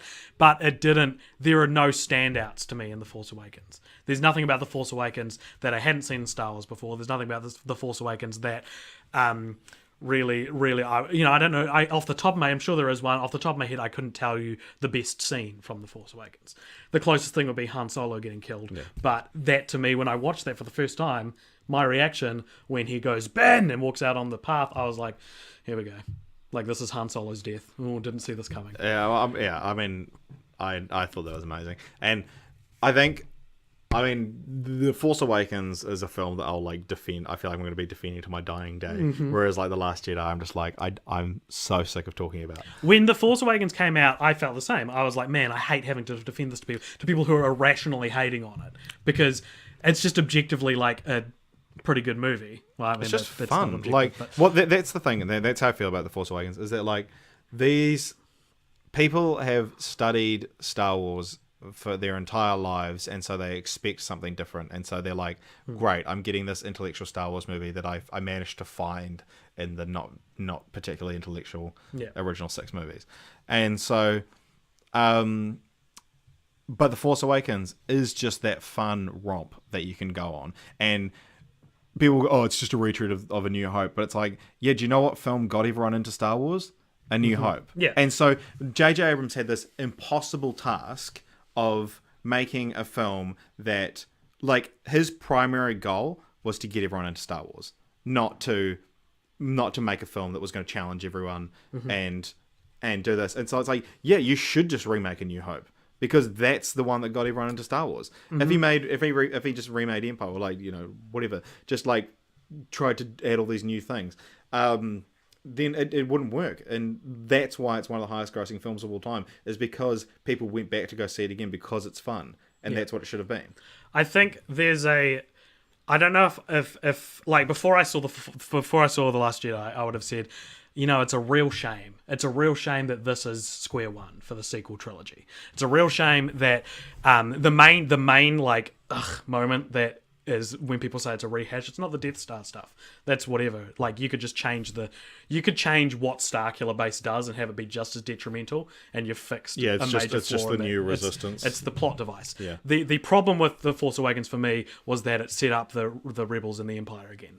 And it's Right. like, okay. Like, we're just back in this old chess game again. Like, say what you want about the prequels, but at least they were about something that wasn't exactly the same. And the prequels are all pieces of shit, so don't hold me to that. However, now after seeing The Last Jedi, I actually think The Force Awakens' purpose, and this is assuming that J.J. Abrams and Rian Johnson are talking to each other about this, and hopefully they are, I think The Force Awakens' purpose was to lull us into a false sense of security. Like, to make us go like, okay, we're going to get a retread. And like, if that's true, if JJ really like fell on his sword to take a bit of criticism for like rehashing a movie, like rehashing A New Hope, that's incredible and very risky and very strange for a company that's become so renowned with playing it safe. Because the way this movie subverts expectations and basically severs ties with what you thought was going to happen, and the two big things being Snoke's death and Rey being a nobody, like that's so much more powerful because you thought it was going to be the opposite, And what's annoyed me as the hater of The Last Jedi that is in me, that I have examined and thought of it, what's annoyed me is so many people are going like, oh, what did you expect? Why did you want it to be you were so upset with The Force Awakens for being so similar to A New Hope, and then you're so upset with The Last Jedi for being so different. I haven't seen one legitimate complaint about The Last Jedi being too different. I haven't. People are saying they're there. I haven't seen anyone complaining about Yeah, it's the same thing like how you always said that there are people out there that think that Rogue One is a sequel to The Force Awakens, and why did they recast Rey? I've never seen anyone else even make the joke that those people exist. I guess I'm making that assumption there. But what my point is that like it is you are ignoring the problem. To all those out there who are criticizing those who are criticizing The Last Jedi, you are ignoring the problem by saying that they're annoyed that Snoke doesn't get a backstory. That's not what anyone's complaining about. That's one of the best decisions the film made. Yeah, exactly. The Star Wars is just it's a whole other beast. It's ridiculous. I had something else to say, but I can't remember what it was. That's okay. What were you talking about just a second ago? When? Star Wars. Before that. It's interesting. Apparently JJ was like had an idea who Rey's parents would be. Mm-hmm. This is what they said. Like they said in interviews leading up to the release. They said, like, "Oh, are we going to know who Rey's parents are? Do you know who they are, JJ? Does Rian Johnson? Did you tell Rian Johnson?" He said he had his own idea, but he didn't tell Rian Johnson. But he said apparently they both just came up with the same answer. And so everyone was like, "Oh, so what does that mean?" And then, the fact that they're nobodies makes that's what they both came up with. Yeah, looks like we're good. Jeremy, who probably shouldn't be commenting on these, says AJ is wrong, Richard is right. Nothing of the main characters spend any meaningful time together. Cool opinion, Jeremy. James Hope says the voice was on point. Well done. Also, Richard is bang on with your impersonation of him. The voice was on point. Well done. Also, Richard is bang on with with his points about Jedi.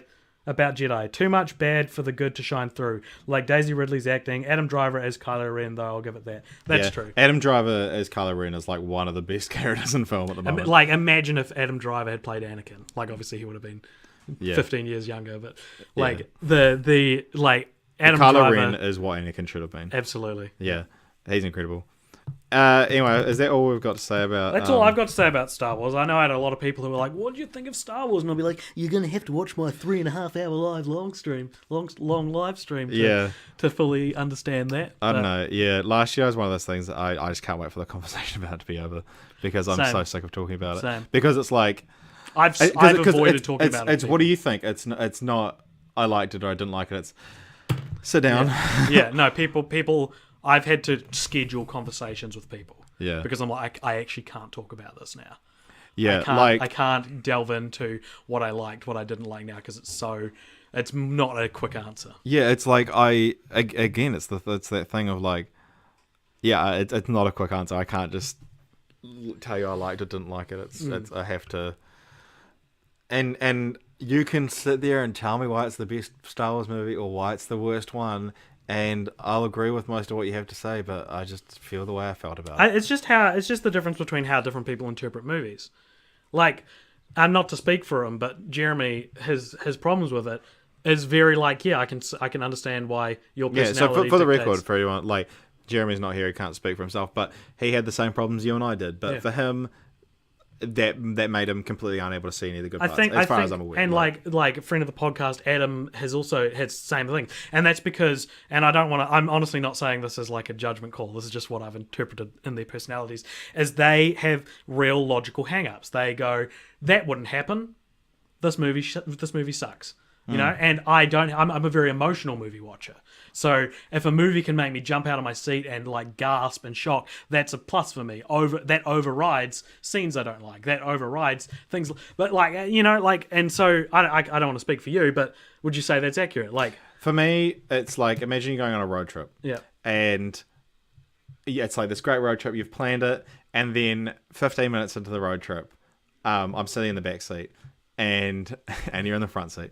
And which would never happen, but but we're 15 minutes into the road trip. It's like the Leia scene happens, and they're like, "Oh, let's pick up this hitchhiker," or like, "Oh, by the way, our friend's coming along," and so now I have to spend the rest of the road trip crammed in the back seat. And so it's like... And he doesn't stop talking, and he doesn't know what he's talking about, but he feels he has to voice his opinion. Yeah, so, but it's like...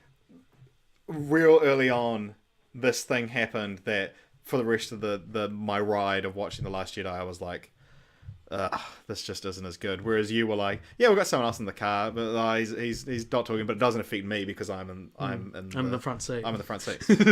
And like it feels like, you know, that's what it feels like, is that for me, something happened early on that I was like, I've now got this new lens to view everything through, and anything good just kind of, I wasn't able to meet it on its own terms. Yeah. Whereas you would just like, Richard, did you deal with the hitchhiker?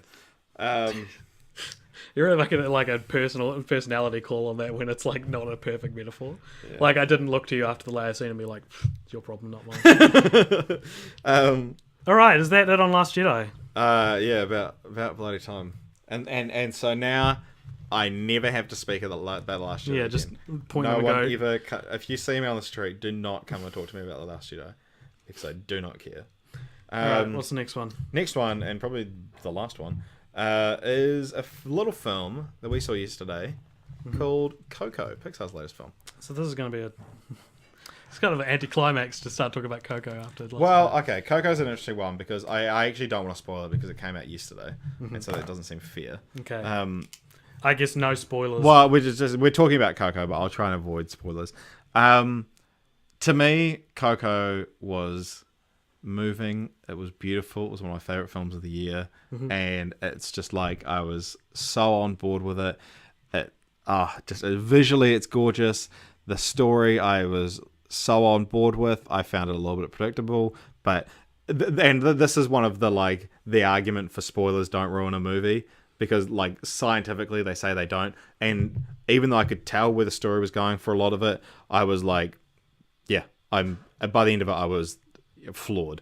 And you brought up the point that it reuses a lot of Pixar like story beats that they've already used, and like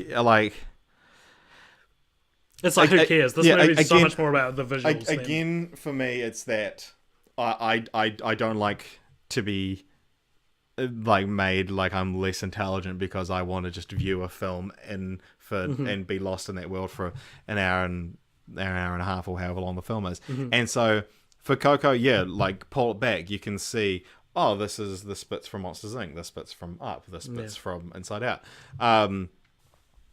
But you know, you watch a film for an hour and a half, you have no prior knowledge of those films. Yeah. It's amazing. I mean, it's a Frankenstein's monster of other Pixar movies, but that's not a bad thing. Yeah, they're all good movies. Yeah. But yeah. So for me, it's like, yeah, like if this was the first Pixar movie you ever saw, you'd be like, this is the best one. You'd be like, wow, I can see why people love Pixar.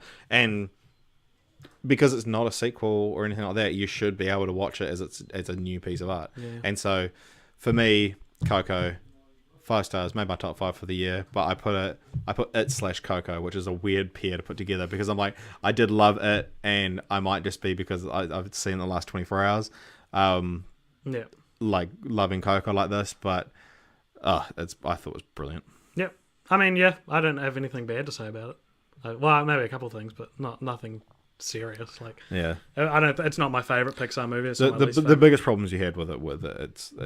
Well, the reasonable. other problem I had, and this is the premise, so it's not really a spoiler, is that I mean, turn it off if you don't want to know the premise. I didn't. Was that basically the conceit of the film is it's about a kid who really loves music, but his great grandfather was a musician and left the family, and so ever since then, the family has been like, no music, and I thought that was maybe a bit extreme. Like, music is such a universal like part of life that maybe if they'd made it a specific genre of music, it would have been more palatable. Like, I get what you mean, but Yeah. yeah. And I did kind of feel that it's like, but I think, and it's one of those things that like reading reviews and discussions about it, a lot of people have said like Mexican people, because it came out in Mexico like a month before it came out in the States, and it overtook The Avengers as Mexico's highest grossing film. But the fact that people are like, this is my grandmother, and it's so good to see these characters not done as caricatures. And so I think there is a lot of like, because the characters, I was like, oh my god, this old lady, just shut up. But then like, if that is like a part of that like actual culture and stuff like that, and I could kind of buy into the fact that I was like, yeah, sure, like these families are just like that. You know, I've seen TV shows with these sort of archetypes before, and I was on board with it. wow. So, to conclude, my top and bottom 5 films of the year. Top 5. Boom. Blade Runner 2049. The Disaster Artist. Dunkirk, Get Out, and It / Coco. I would agree with that, except maybe I'd replace. I don't know. I'd put The Last Jedi in there somewhere, but I don't know where. My bottom I would say overall the best was Blade Runner 2049, and I want to say second best was Disaster Artist. Yeah. But the others can kind of flow wherever they want to go. My bottom, going from least bad to worst, is Transformers 5, Justice League, Boss Baby, Baywatch, Death Note. Well, I don't know. Mine written down are Pirates of the Caribbean 5, Logan and Baby Driver. I'd say Pirates of the Caribbean 5 was the worst of those films. That's interesting because I feel like those would be your most disappointing, but not the worst. Yeah. What was the worst one we saw this year? Transformers 5. Oh yeah, that's pretty bad. It's pretty bad. And on that anticlimax, Woo! Thank you very much for watching this live stream, everybody. I how hope long you've we've been on enjoyed air? it. Just under 3 hours. Just under 3 hours. There you go. How'd you know that? Because I looked at the time. All right. If you've enjoyed it, please like our page. Maybe we'll do more stuff like this if people enjoy it. I'm quite a big fan of like real long form live streams that people can just drop in and out of. I didn't expect anyone to watch this whole thing, and that's fine. But yeah, thank you for commenting. Thank you for telling us what you think. And if you like this, then you can also subscribe to us on YouTube. You can subscribe to us on iTunes and SoundCloud, and like us on Facebook. We're all over the social meds, the soci meds, the so me. And yeah, expect more stuff from us in the new year. in the coming And I year. hope you had a Merry Christmas and a happy 2018. And a happy Hanukkah. Thank you, everybody. Bye. Goodbye. Thanks for watching.